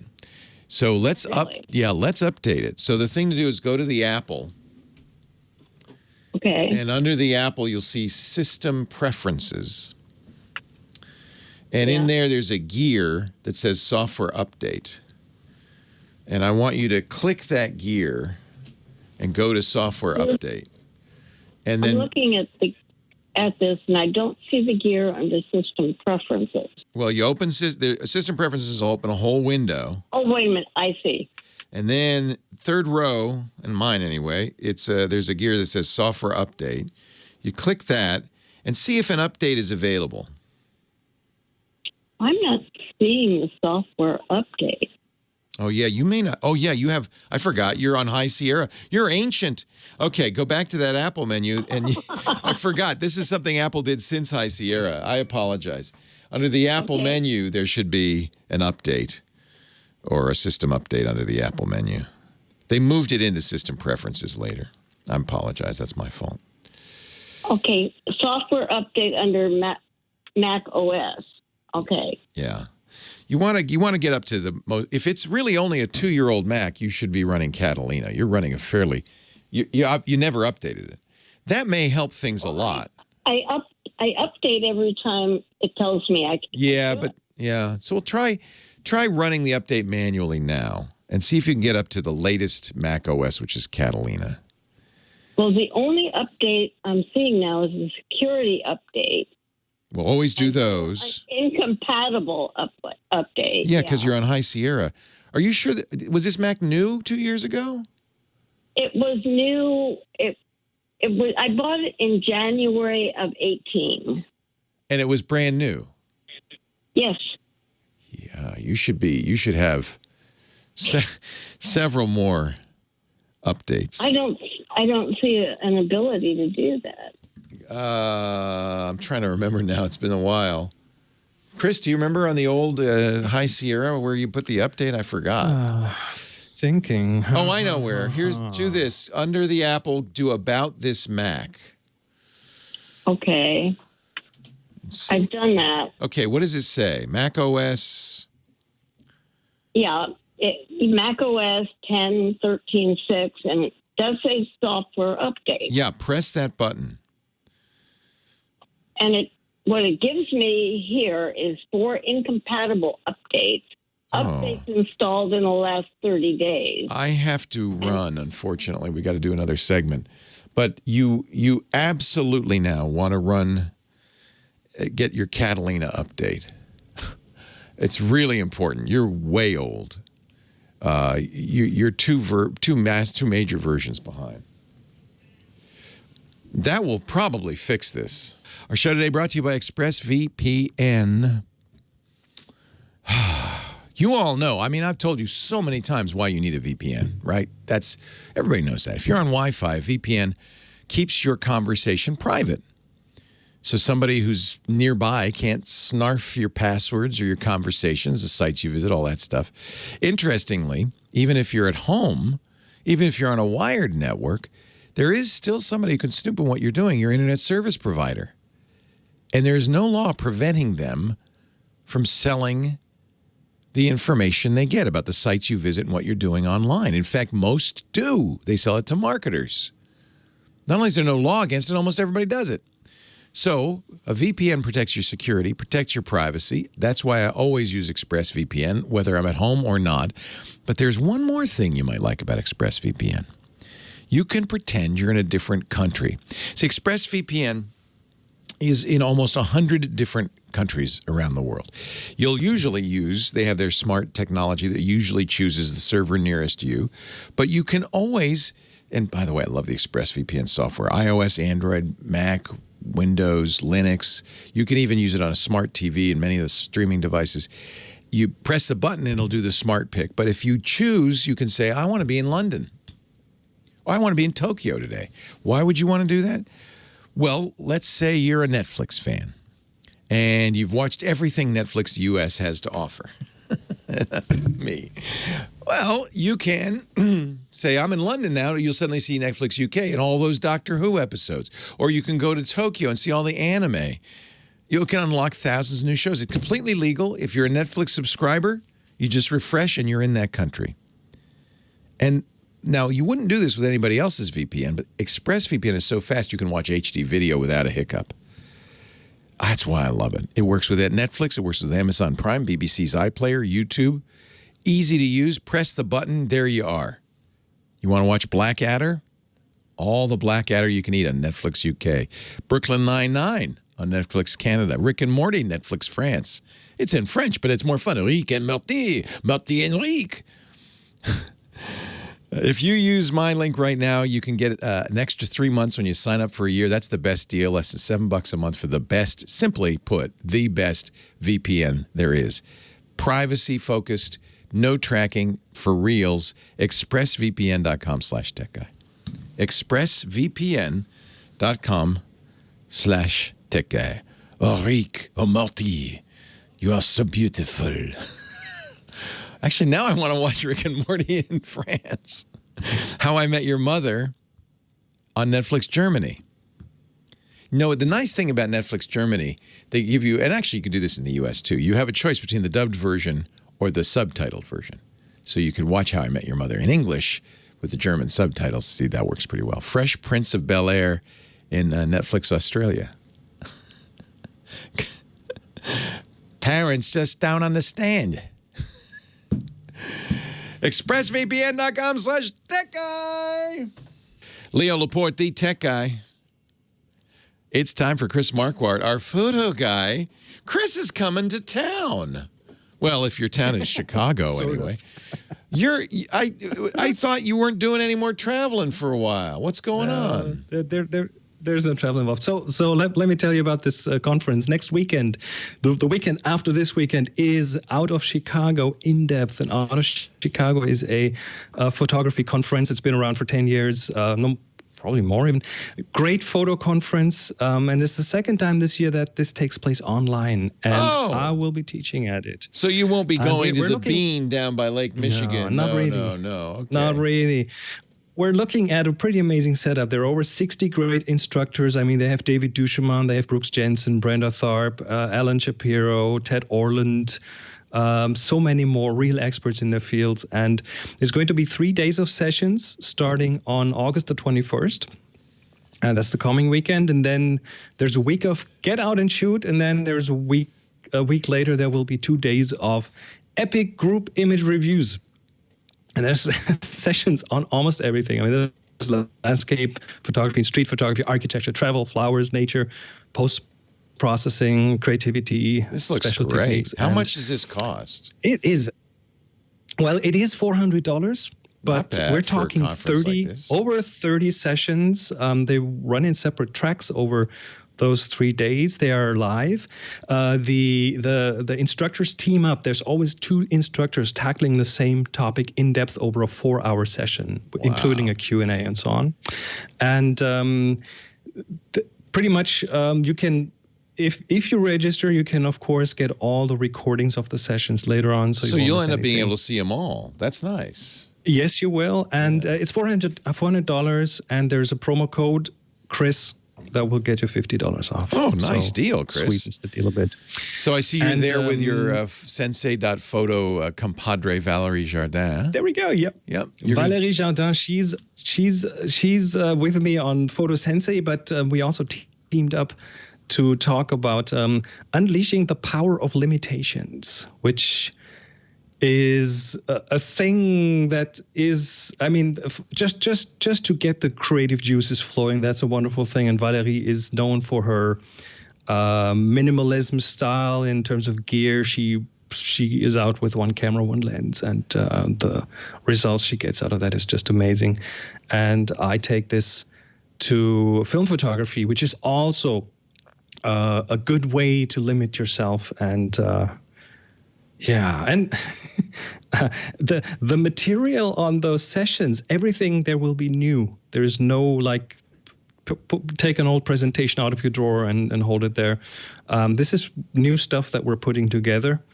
And one detail of my session will be about the order of decisions you make in different kinds of photography, and how digital sometimes has it backwards, and it does not really help you with your creativity and with your happiness in photography. So that's kind of the idea behind it. I won't tell too much because it's really exciting, and I'm working on the details right now. And I'm very, very excited about this. I think that's so fun. Chris, we should mention, does this all the time. He has a site. This is his quarantine business, sensei.photo, SENSEI.photo, where you can get one-on-one instruction from Chris and Valerie, and I think it's a really great idea. Now, you wanted to talk today about symmetry. Because symmetry, we talked about reflections and about shadows, and symmetry is another really important concept in photography that really gets you something that other forms or other techniques don't really get you, and that is visual stability. So when we talk symmetry, we talk reflection symmetry, which is a mirror symmetry. We talk rotational symmetry, and then there's translational symmetry. That's the 3 kinds of symmetry we talk about, and all of them help your pictures feel more stable. And the most common kind of symmetry is it's probably in nature. It's like the horizontal reflection. Like, look, think butterfly or think human body. There's a very clear symmetry there. We see this everywhere, all the time. And putting this into a photo can help you put something familiar in a photo. Nature is kind of symmetric. I always think of symmetric as a man-made thing, but there are necessarily. No, the nature is a very good teacher here.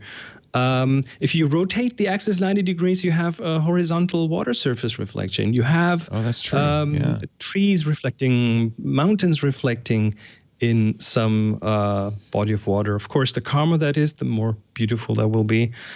If you look at flower petals, rotational symmetry, and in art, rotational symmetry often implies motion, implies speed. Think of a wheel, for example. Yeah. There's something about symmetry that just presses a button in our brains and makes us smile. We like it. Yeah. And then there's last but not least, there's translational symmetry, where you repeat something along an axis. Like think of a box of oranges that are all stacked up nicely next to each other. I love this photo, the orange towers. Patterns, tiles. Yeah. The orange towers, I put those in there. By the way, I found all these on Flickr. They are by other photographers. It's a wonderful source for these kind of pictures. And what the photographer did is he put stacks of oranges on a mirror and just took that picture, cool. which was so cool, wonderful. Yeah. So symmetry, and then asymmetry, the act of making something symmetrical but leaving it out. If you look at Baroque architecture, what you will often find in buildings is that there is this beautiful symmetry. Things, the front of the building, the left side, the right side is very symmetrical. But then what these architects have often done is they've just moved one little bit on one side and introduced some asymmetry, which kind of isn't obvious in the beginning, but you kind of feel that something strange is going on. So Baroque architecture, I love it for what they did to symmetry. Yeah. The Japanese also do that. I think with their gardens and so forth, they like to break the symmetry intentionally. So your mind is going, oh, I love the symmetry. Oh, and it startles you out of it. It's very good. I really like it. Yeah. Symmetry and asymmetry. So Chris has put a gallery together on Flickr. This is one of the best uses of Flickr. It's a photo sharing site, so there's lots of pictures up there. And the people who post them there, for the most part, want you to do things like what Chris has done. What's the link? If people want to go to your gallery, we'll put a link in the show notes, but you usually do a link. You could just go to tfttf.com/symmetry. tfttf.com/symmetry. It'll take you right there. It's easy to remember TFTTF because that's the name of his podcast. Tips from the top floor, TFTTF, at tfttf.com. Of course, he's the photo sensei at sensei.photo. What is our assignment? Everybody said, Q, you should have made it quarantine. Yeah, that was too much on the nose. It didn't feel right, you know. Too much symmetry. Quarantine in the news all the time. He decided to go asymmetric. Quiet. It's quiet. Quiet. So that's the assignment is not a contest. It's just an excuse to get out there and take pictures, because the only way to get better at taking pictures is by taking more pictures. And taking classes and learning and thinking, but you got to take the pictures too. So get out there, take pictures that illustrate the word or concept of quiet, and then you can submit them to the exhibition we're putting together by going to flickr.com. It's a free photo sharing site, uploading it there. Tag it with TG Quiet, Tech Guy Quiet, and submit it to the Tech Guy group. You'll know you're in the right place. There's 13,000, I think, plus members now. And our moderator, Renee Silverman, will say thank you for your submission. And in a few weeks, Chris will pick 3 and we'll talk about them. Chris Marquardt, our photo sensei, sensei.photo. Thank you. And have fun in Chicago. That sounds great. Thank you so much. Leo Laporte, the Tech Guy.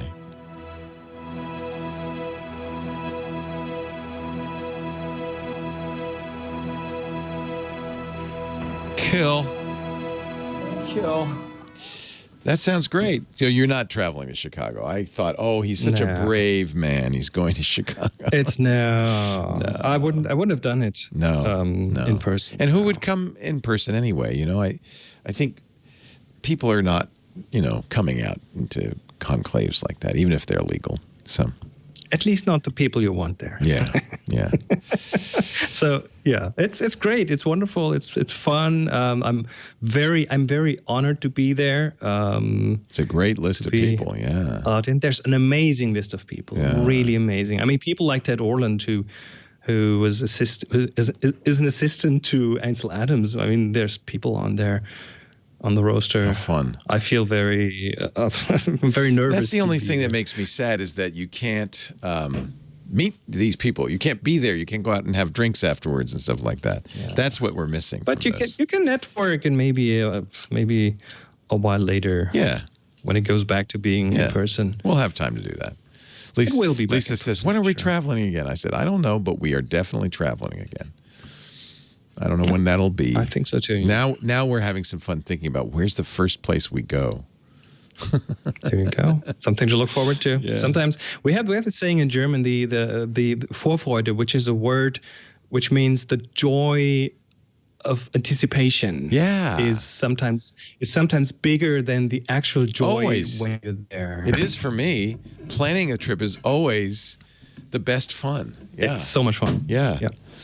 Thanks, Chris. Stay safe. We'll talk to you next week. I will let you know about next week. I think I should be able to do it from with the conference and everything. If you can't, that's cool. That's fine. There's like a 10% chance that might get in the way. I don't think so. No problem. Okie dokie. Have a good one. See you in a week. Take care. Bye-bye. Take care. Leo Laporte, the tech guy. 8888 Ask Leo. Feel so bad for Carlin. We get so many calls on the show from people who reasonably want to use technology to get email, stay in touch with family, to do shopping, to learn about the world. It really is great for that. Unfortunately, until recently, in order to do that, you had to take on a pretty heavy burden. You had to take on the burden of a personal computer. And we're going to add to that because you also become a networking guru because then you also have to get internet access and a router. 20 years ago, routers that's the IT department. You don't need a router at home. Now you need a router. And you need Wi-Fi. And it's all so complicated. And I think that there must be a law. We'll formulate this law. Use the least amount of computing you can get away with. It's a mistake to overcomplicate things. Because the more complicated, the more powerful a system is, the more you are going to have to put into learning how to use it and maintaining it. It's like buying one of those beautiful old British motor cars that's in the shop at least the same amount of time it's on the road. But we don't have to do that anymore because, thank goodness, it took them a long time. It took them 40 years, but eventually the computer industry, maybe more like 50 years, but eventually the personal computer industry came up with simpler devices that still do what you need it to do. Use the least computer you can get away with. In this case, Carlin would be so much happier probably with an iPad. $329 the starting price. They're not expensive. Apple's made it really hard to mess up, and they really curate the apps that you can use. No malware bites. No malware bites on an iPad. No. Thank goodness. No Best Buy Geek Squad's going to come in there and mess your iPad up. Everything you need to do, you can do yourself. Now, there are some, there are people who are doing things that you need a general purpose computer for. And if you're that person, then you understand that the burden you're taking on in order to play that game or launch that rocket, design that house, you're taking on a little bit bigger challenge. But for most of us, the simple things we want to do, get the least computer that'll do it. The other choice besides an iPad is a Chromebook from Google. Very secure, very simple. And guess what? No malware bites. In fact, maybe that's the rule. Don't buy any computer that has malware bites available for it. How about that? If you have to put anti-malware software on a system to keep it running, that's not the system for you. 8888 ask Leo. I'm sorry, Carla. I can't be more help. There's only a limited amount I can do from here, but I think putting Catalina, the latest version of Mac OS, on your late model Macintosh should really help a lot. And if you're going out to get a computer, don't overbuy. Don't overbuy. Get a Chromebook. Get that Acer Spin, very nice. Or an iPad, very nice. That's all you need. Gary in Lawndale, Leo Laporte, the tech guy. Hey, Gary. Hey, hi, Leo. I got a solution for the fellow with the lock keyboard. Yes. I tried the USB solution, and that didn't work. But down in the lower right-hand corner of the taskbar is a small square, and it's the onboard keyboard. Oh, yeah, the on-screen keyboard might well work. I didn't even think of that. It sure did. I'm so silly. You're right. There's a little... So this comes from the tablet because Windows, of course, runs on a tablet without a keyboard. So there's an on-screen keyboard just like there is on your smartphone. And where is that? That's in the lower right-hand corner. There's a little button there? Yeah, a little square. Okay. It's actually a keyboard if you would enlarge it, I guess. That will work if he has a touch screen. If he doesn't... No, the cursor still works. No, his mouse does not work either. No USB device works. Well, I don't know. It worked for me. Well, yeah, of course, but that's not his problem. So you're right. I'm glad that you mentioned that. And if he has a touch screen, he can just touch that and the keyboard will open up and he can do it. If he doesn't have a touch screen, obviously, even if you could open a keyboard like that, you couldn't use it because neither his mouse nor his keyboard, nothing USB worked. That's why he was really kind of... How can I phrase this and not get kicked off the radio? In a pickle. He was in a pickle. Lynn in Selmer, Tennessee. Hi, Lynn. Leo Laporte, the tech guy. Hey, Leo. Hey. It's your bud up here in Tennessee. Yes. And I'm just going to ask you, this time I meant to ask you about 2 weeks ago, about the Fix Me Stick. The Fix Me Stick. Yeah. I've seen that advertised. I'm going to just make a general rule. If you see something advertised on TV to fix your computer, speed it up, or in any way improve it, run the other way. I hadn't done nothing, buddy. The idea is not a bad idea. And in a way, it's what I was talking about earlier. Everybody with a computer should have a USB key that they can boot to. At the very least, it should have Windows on it, the Windows installer. But what the Fix Me Stick does, it goes a step further. It's a rescue device. So it has antivirus on there. It has fixing tools on there. It has other things on there. So if your computer doesn't work, you stick that USB key in there, and it'll boot up, and then you'll have access to some tools. So it's it's $59.99 a year. So remember that it's a subscription. That's the device, no shipping, and you can use it on 3 PCs. $89.99. You can get 2 years of service, and then work on 5 PCs. But I would also point out you can make your own if you've got a USB key hanging around. If you Google Rescue Disk or Rescue CD, there's lots of lots of people have packaged together rescue disks that do somewhat the same thing. You'll need to make it yourself. You need to get a USB key, download the software, put it on the USB key. But you can totally make a rescue disk. In fact, this used to be a kind of a popular. There was a guy named Hiran who made something called the Hiran's Boot CD. Yeah, it's still around. And the idea, of course, these days you don't use a CD. You put it on a USB key. But the idea is it would come with a bunch of utilities. If your system weren't working, you could boot into that and fix things up. So, yeah, you can, if you like the idea of spending $60 a year on the Fix Me Stick, it certainly does. It's safe. It's not going to hurt your computer. It does what it says it does. But it's mostly about viruses. It's mostly about if you get bit by a virus, you can run it. Now, I will say what I always say about these things. No antivirus is perfect. So In this case, I like it because it's not running all the time, so it's not slowing your system down or causing other problems. It's on a USB key, so it only runs when you boot, but that means you have no real-time protection. But that's fine because Windows 10 gives you real-time protection. That's okay. And no antivirus is perfect. In another respect, no antivirus removes everything. So there will be viruses it can't detect because there's always new ones.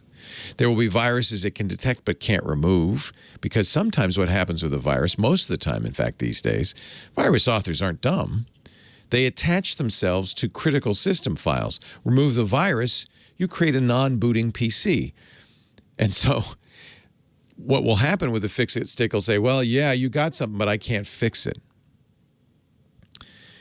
It also, according to Neil Rubin King, who's reviewed it on PC Magazine, and I would read his review before you buy it, he says it left behind traces of viruses too. So that's potentially a problem. I think it's a little expensive. I think you can do it yourself. But it's certainly one option, and I wouldn't recommend against it. It's not a bad thing.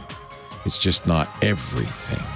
Well, hey, how are you today? Leo Laporte here, the tech guy. Time to talk about computers, the internet, home theater, digital photography, unbooting Windows, broken Macs, printers that just won't print.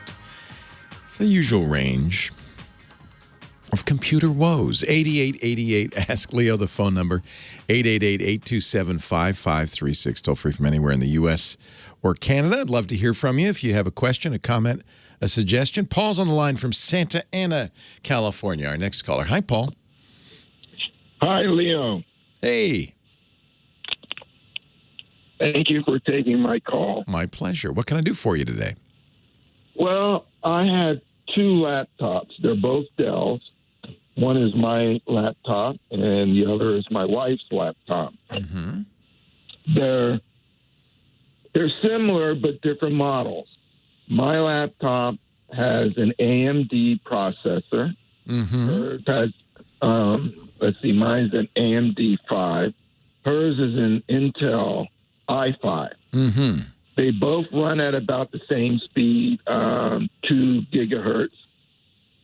They both have the same amount of memory, 8 gigabytes. And they're both operating on Windows 10. Mm-hmm. So I had both of the laptops in the room where my modem is. And when I run my speed test on my computer, the downloads are about, it's over 200 megabits per second. Nice. That's good speed. Now, on hers, it's 500 or 5? 5. That's terrible. Yeah. So I'm at a loss as to what could be the problem. Now, I know my laptop has the Qualcomm 802.11 AC chipset for the Wi-Fi. Mm-hmm. And hers has the, I guess it's Intel 3160. Right.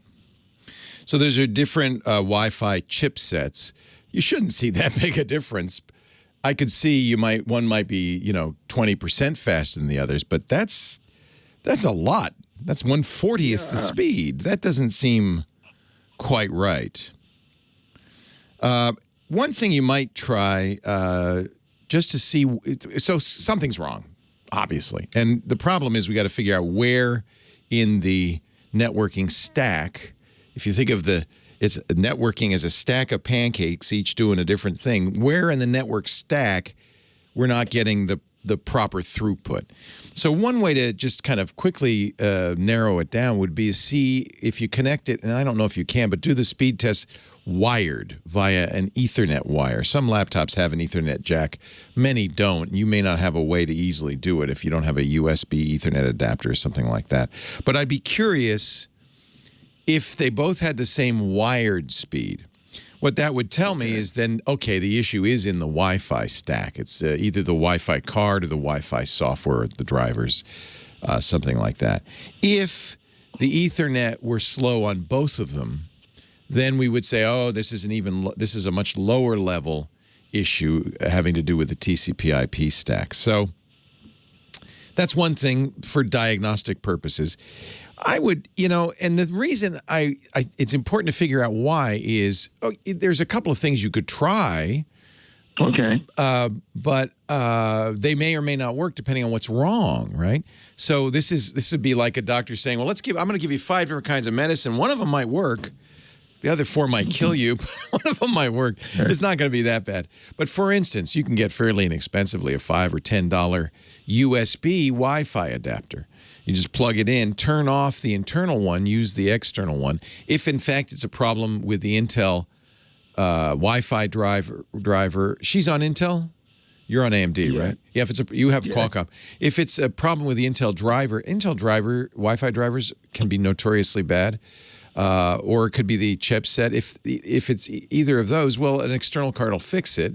It's not a huge expense, $10 on Amazon. But it might be as simple as just uninstalling the Intel driver and installing another one. I presume you keep her computer up to date? Yes. I would check to see if you've got the latest Intel driver. I have to say, it's not unusual with Windows systems to have 2 Wi-Fi controllers, an Intel controller and the one provided by Microsoft. In the past with Windows machines, if I've had a situation like that, I would always disable the Intel one and use the Windows one. So it could very well be that that's just a bad Intel implementation. Okay. How do I determine? Do I go to the? Well, we're going to put a link in the show notes. Thanks to chatter PC Guy 8088, aptly named, who has a link to the Intel support site where they have the detection and installation software. So you could just try fixing that Intel driver from that site. It's at intel.com. Or you could just Google it. You might also, now here's an interesting tidbit. This is from the Dell community. Let's see. It's beware of SmartByte. It apparently is something Dell installs that can really slow down your internet access. SmartByte. What the heck is that? And that's from Dell. Yeah, it actually comes from a company called Rivet Networks. But if you look in your add remove programs and see if SmartByte is installed. If it is, uninstall it. You don't need it. Okay. And then SmartByte responded to this Dell support note by saying, yeah, well, we have a new version of SmartByte, which you can get at support.rivetnetworks.com. I would first figure out if you have it. But this is a guy who's reporting a very similar drop in speed from 400 megabits to 100 megabits because of SmartByte. So that's those Dell does ship those on some computers. So one way to find it is to go to the Services tab. If you hit Windows key X and you select Services and see if there's a SmartByte network services running. Okay. And if there is, you could just stop it, disable it, and see if that improves your speed. Thank you, chat room. That's an interesting and a weird tip. Okay. And the other thing was to use the Windows driver. Yeah, if she has both an Intel and a Windows Wi-Fi controllers, just uninstall. In fact, this would be maybe the first thing to do is uninstall the Intel drivers and see if Windows, and then restart Windows and see if it reinstalls something maybe more up to date. That'd be another way to do it. I'm going to guess more likely than the hardware. It could be the hardware, but much more likely than the hardware, it's the software, it's the drivers, and or something else that's in there. I don't know what this SmartByte does. Clearly, it ain't that smart. So, and I don't know why Dell. This is one of the problems I've always had with companies like Dell. They put a lot of junk. By the way, I have the new Dell XPS 13. I've been using it for 6 months. One of the best laptops I've ever used. But lots of Windows computer manufacturers put stuff on there I would take off. So I'm looking here at the smartbytetechnology.com, their support page. The latest version of the SmartByte package for Dell Inspiron, Inspiron G, and other applicable platforms. We have confirmed a large number of these problems are caused by using an outdated version of the Intel Wi-Fi driver. If your computer uses an Intel Wi-Fi adapter, you can update to the latest version by going to Dell's site. So those are the two things I would do. Either, let's see, what is SmartByte? And it's an application which prioritizes data packets to speed up entertainment. Yeah, you don't need this stuff. You don't need this stuff. Probably they get a little kickback from SmartByte for putting it on there.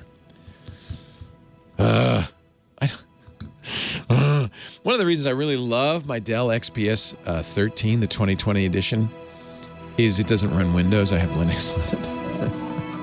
No SmartByte or anything. You know, one thing that's different now at my age from in my 20s, as you get older, things don't work as well, right? That's really what it is. Things don't work. Your hearing doesn't work as well. Your eyesight's not as good. There's other things that don't work as well.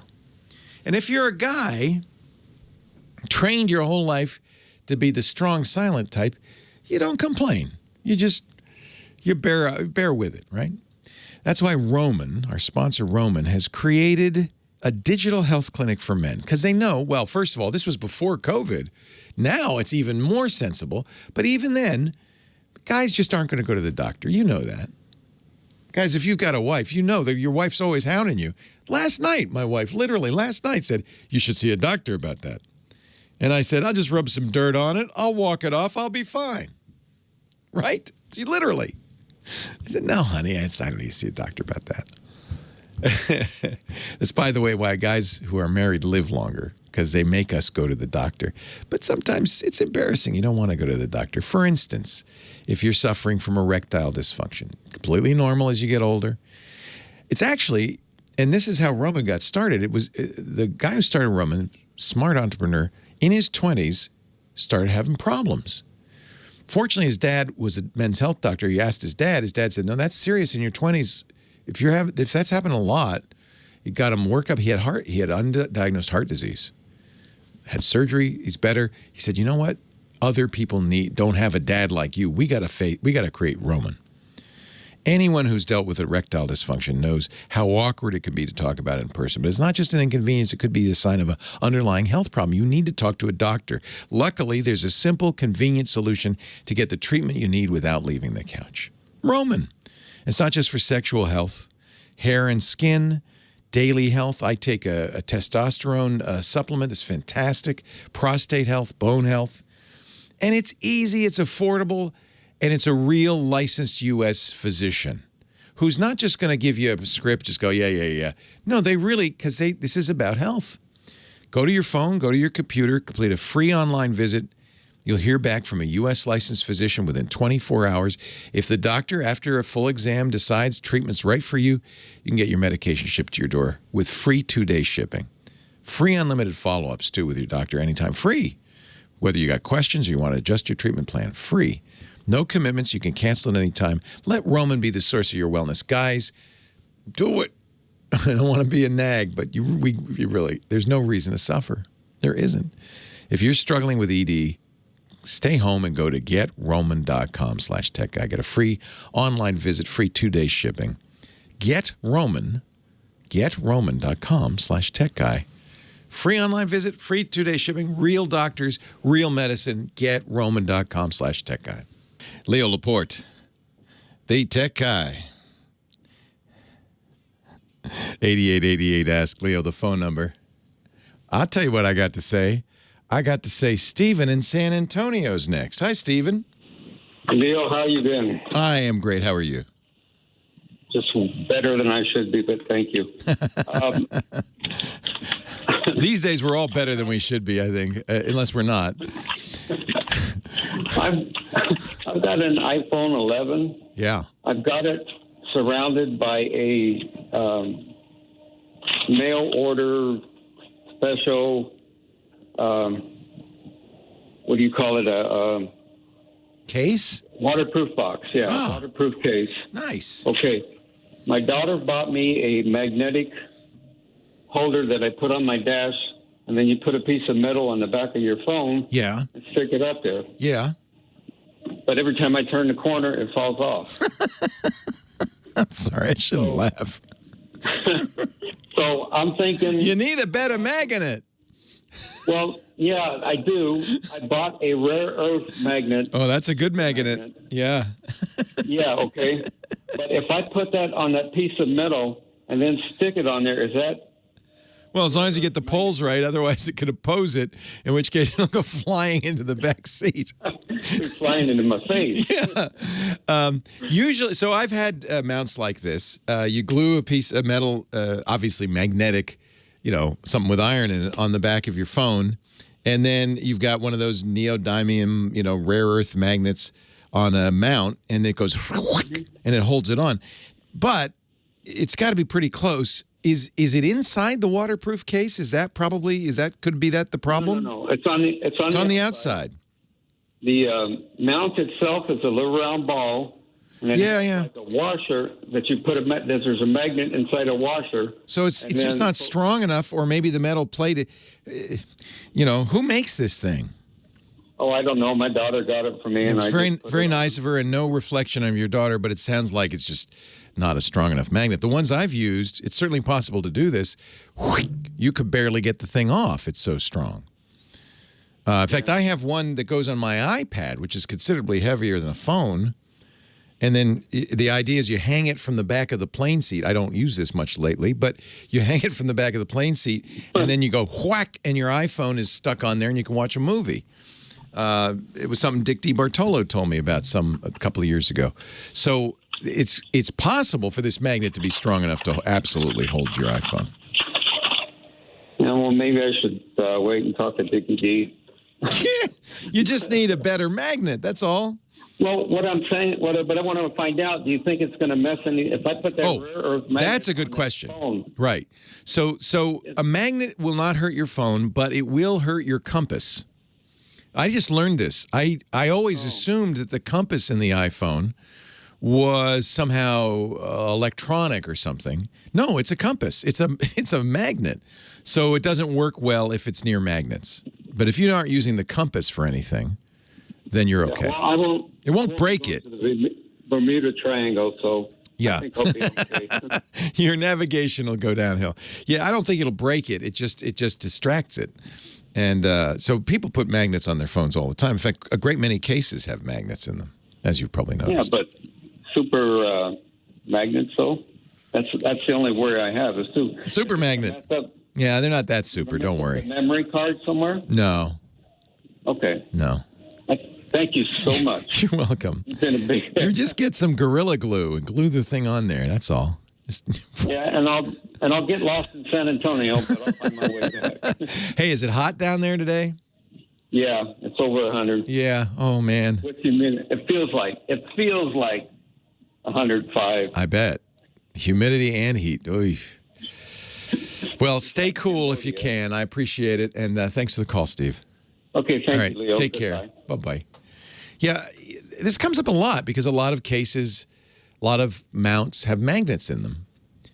But as far as I know, I've never seen any damage done to the to any modern phone or tablet or anything. But there are no moving parts in there. In fact, the only moving part is a microelectromechanical machine, or a MEMS, that is the compass. But it's just like a regular compass. It detects the magnetic field of the Earth. And of course, if there's a magnet nearby, it'll say, "Oh, I don't know what's going on." But the North Pole's now the South Pole, and the South Pole's now due east. That won't work anymore. But other than that, you should be all right. Let's go to Florida. Tony's on the line from Hudson. Hello, Tony. How you doing? I'm doing well. Thank you for taking my call. Thanks for calling. You're breaking up a little bit, so what can I do for you? If you're breaking up, let me know. I'll take my head off. Okay. Oh, wait a minute. Hold it. Maybe my phone is in the other room. Yeah, go stand next to your phone. I do that all the time. I forget. Yeah, you forget. You're wearing a Bluetooth headset. You wander off. You forget.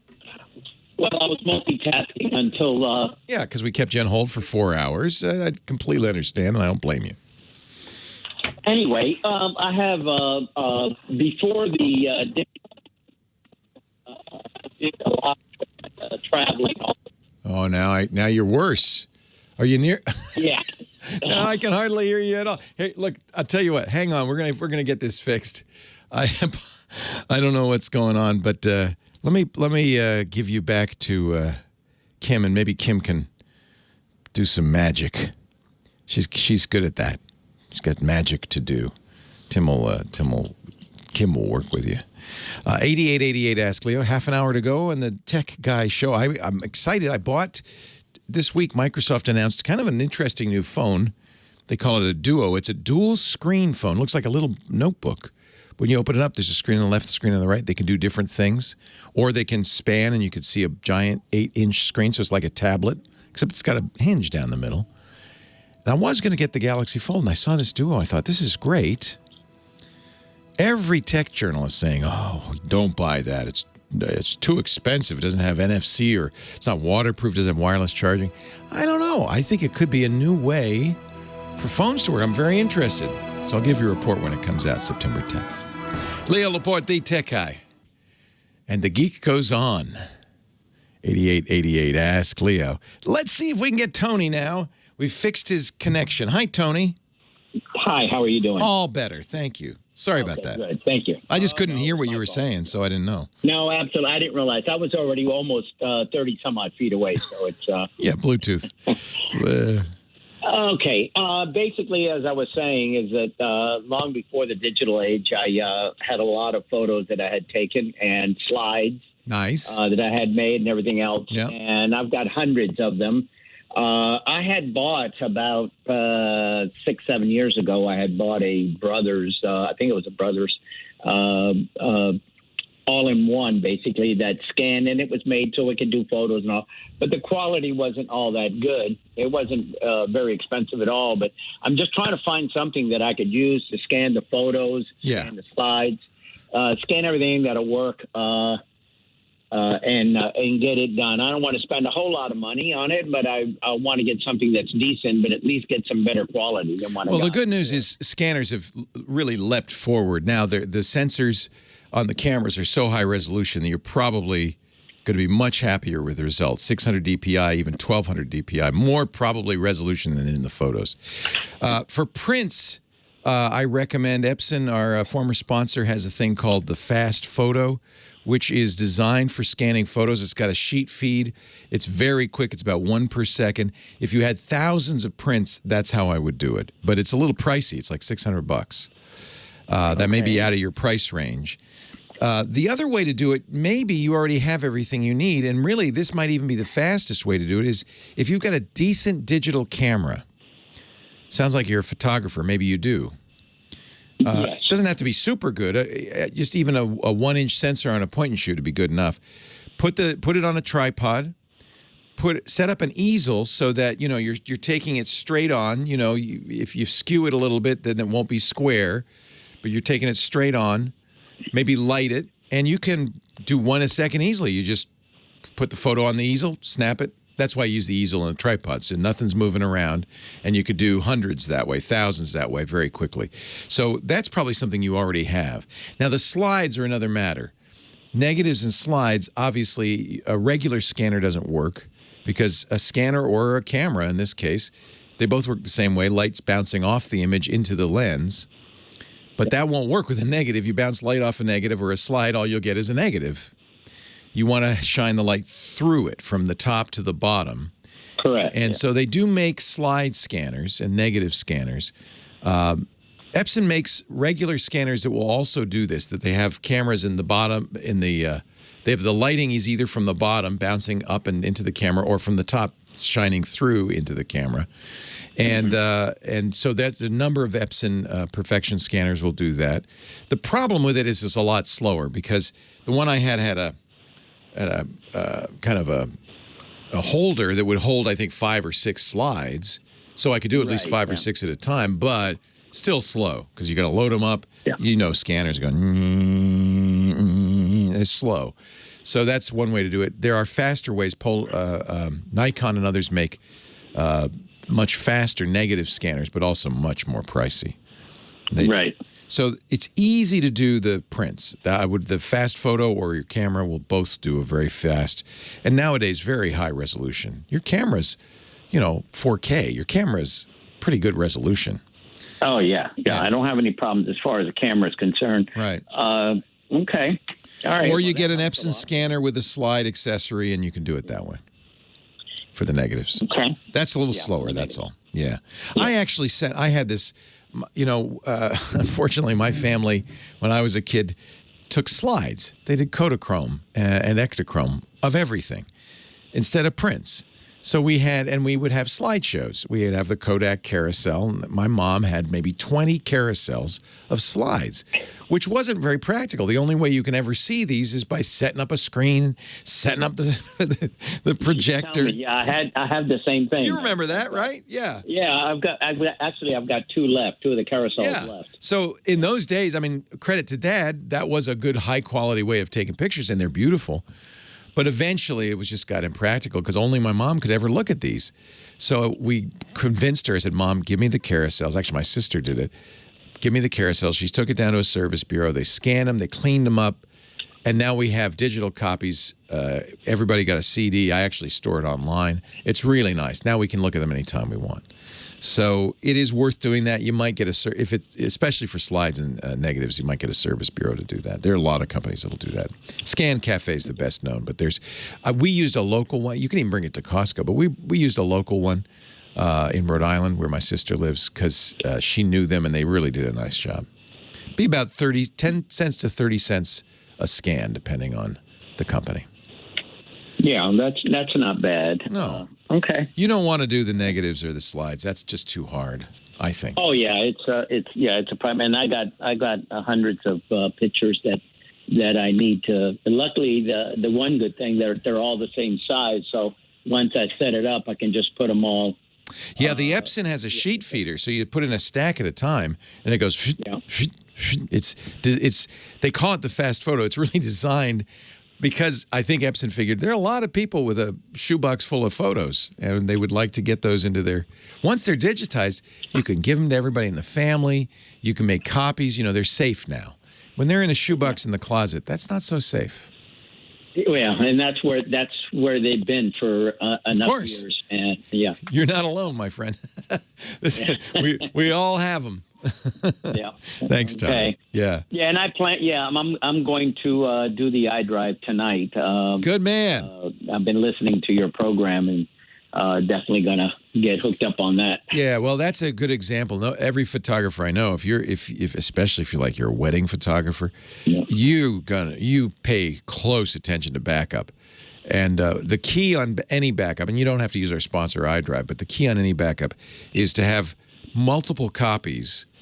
At least one in the house where it's easily accessed, but one in the cloud where it's safe from fire or flood or theft or whatever. And that's where iDrive really is a boon because you get it up. You can make local copies, but also you have it up in the cloud. And then you really can sleep soundly knowing, that stuff's going to be safe no matter what happens. Absolutely. Yep. All right. Thank you so much. My pleasure. Great question. I think you're not alone. A lot of people want to do this, Tony. That's our family history there, right? I often wonder, do you ever wonder this, though? Digital photography kind of came on. My kids were born in 92 and 94, and I got my first digital camera right about the turn of the century, right around 2000. So there are a lot of prints of them in the first few years, and then all of a sudden an avalanche. Starting when I got my first digital camera in the year 2000, from then on, right now I have 70,000 digital photographs. Now it's nice because they're digital, so it's not. There's no burden. If I had 70,000 photos in the closet, I'd have no closet space. But I often wonder, after I'm gone, is anybody going to care about these at all? What's going to happen to them afterwards?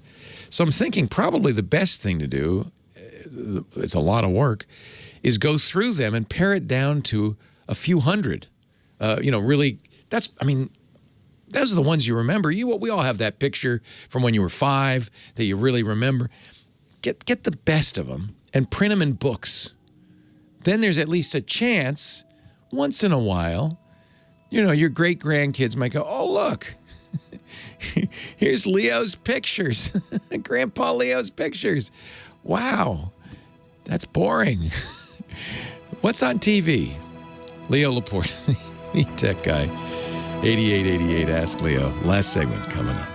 Thank you for letting me be myself. Leo Laporte, the tech guy. Thank you. With all sincereness. Honest. Thank you. Thank you to Lady Laura, Professor Laura. I keep forgetting her promotion. Professor Laura, our musical director. I learned something today. That she was in the high school band. She played the alto sax. Alto, right? Or soprano? And tenor. There's no soprano sax? She played the alto and the tenor. And that's why she's our musical director. Thanks to Kim Schaffer. She's our phone angel, helping us get the calls on the air. Thank you for calling. Thank you for listening. I really sincerely appreciate it. I feel lucky to get to do this. I do. Phil on the line from Moore Park, California is our next call. Hi, Phil. Well, how you doing, Leo? I am great. I have what I hope is a pretty quick one for you. Okay. I've got a Samsung Galaxy S8 Plus. It's about 2 years old now, and my carrier is AT&T. Yep. And every few weeks or month or so, they always send out updates, in the middle of the night. And, you put them off for a little while, and then suddenly it'll push itself on you. And they never tell you what's in the updates. Right. The last update came out for my phone about 2 weeks ago. And ever since then, whenever I use Google Maps, the GPS says it lost GPS signal or trying to acquire GPS signal. Problem is I have to pull over to the side. I have to completely close Google Maps, relaunch Google Maps, re-input an address, and then hopefully it works. Sometimes I have to do this twice. I don't think that's related to the update. So Samsung and all Android devices get monthly updates from Google. They're kind of like the Patch Tuesday updates from Microsoft for Windows. Every month now, Google's committed. And there are enough security flaws that need to be fixed that there's a monthly update. In fact, in some ways, I measure the value of an Android phone by whether it's getting its monthly updates and how recent the update is. I'll always go to the settings, and only the Pixel phone, for instance, will have this July update. I don't know. Maybe you got the July update. Maybe you have the August update. If you do, the July update. Yeah, you have the July. And you'll get the August a little later. It's usually the case because the manufacturer has to get the Google update, make sure it doesn't break any of their stuff. Often the carrier gets involved as well. So, but honestly, be glad because those updates are critical. We just learned about a flaw in Qualcomm's chips that are in most Android phones. It affects more than 1 billion Android phones. Yours is fixed. But older Android phones or phones from companies not as good as Samsung are not getting fixed. So there will be hundreds of millions of people vulnerable to a very serious exploit. So don't feel bad about that update. It probably isn't related to the GPS issue. Almost certainly not. And it's important that you do it. It's important you do it because Android phones, if they're not patched, you got problems. So what I would suggest is uninstall Google Maps. Okay. And reinstall it. There's another thing you could do short of that. Maybe the first thing I do is go into settings, go to apps, and go down to the Google Maps app, open it up, and you'll see that you can clear the cache, clear the data. You can uninstall it there, but you can also take intermediate steps. And probably what's happened is the data's gotten corrupt. So first clear the cache, clear the data. And then what'll happen is the first time you open it up, in fact, do it now, while you're not in a hurry on the road, and let it get the signal from the satellites. The first time you use GPS at a new location, it has to build something called an almanac. It takes extra time. Once it has the almanac of available satellites, it's much faster. If that got corrupted, and this is what it sounded like happened to you, you're going to get that exact symptom where it kind of works, doesn't work, you reopen it, it works. Clear the cache, clear the data, let it rebuild the almanac from scratch. Probably this will go away. If it doesn't, then reinstall. All right. Well, thank you very much, Leo. My pleasure. Yeah, and don't feel bad. It's not, the update is so important. In fact, your phone is 3 years old. It's really sad to me because Android phones need these updates. Once your Android phone is so old it's not getting updates, and unfortunately this is often in 2 or 3 years, then it's not safe to use it anymore. I'm starting to become a concern. And it makes me mad. Windows, Microsoft gives you 10 years. You buy, when Windows 10 came out, they said in 10 years, well, actually, the 10 is different. But let's say when Windows 7 came out, they said in 10 years, we're not going to support it anymore. That 10 years ran out in January.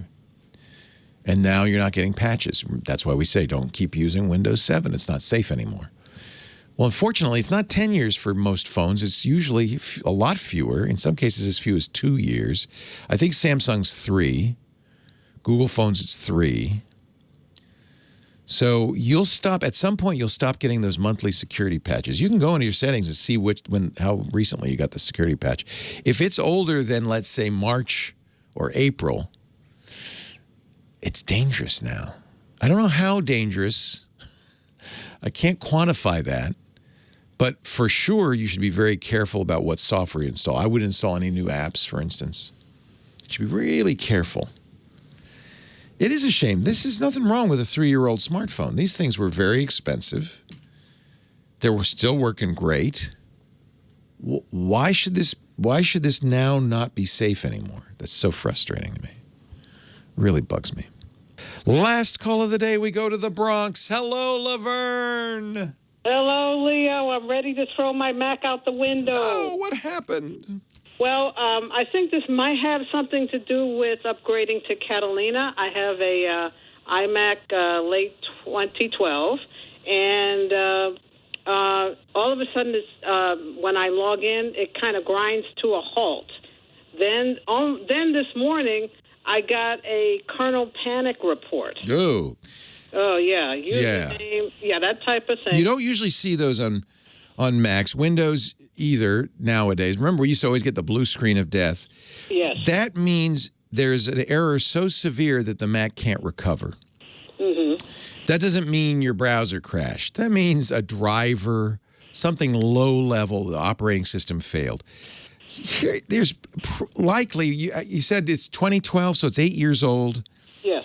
Likely a couple of things. Hard drive could fail, and as the hard drive gets flaky, you get more errors, you get slowdowns. Is it slow?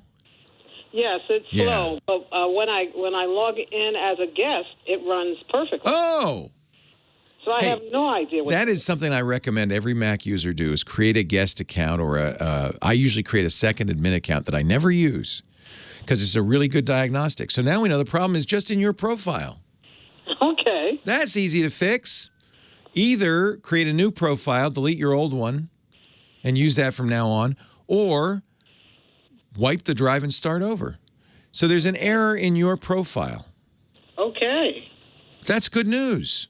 All right. That's a good diagnostic. I always recommend that. Log in if you have a second, I always create I call it Ghost, a Ghost administrator account and log in. If it works fine there, then we know we've isolated it. It's just your login. Something you installed just for yourself. Maybe there's an error on the hard drive there. At 8 years, hard drives do start to fail. So that's another fix. If this doesn't fix it, creating a new account, wiping out the old one. If that doesn't fix it, then I perhaps would start looking at a new hard drive. Good news. Inexpensive SSDs. You put them in there, it'll speed up that old computer. Something awful. Something nice. Hey, that's it for me. I'm Leo Laporte, the tech guy. I'll be back next week. I hope you will too. In the meanwhile, have a safe Geek Week. Well, that's it for the Tech Guy Show for today. Thank you so much for being here. And don't forget, TWiT, T-W-I-T. It stands for This Week in Tech, and you'll find it at twit.tv, including the podcasts for this show. We talk about Windows on Windows Weekly, Macintosh on MacBreak Weekly, iPads, iPhones, Apple Watches on iOS Today, security on Security Now. I mean, I can go on and on. and on. And, of course, the big show every Sunday afternoon, This Week in Tech. You'll find it all at twit.tv. And I'll be back next week with another great Tech Guys show. Thanks for joining me. We'll see you next time.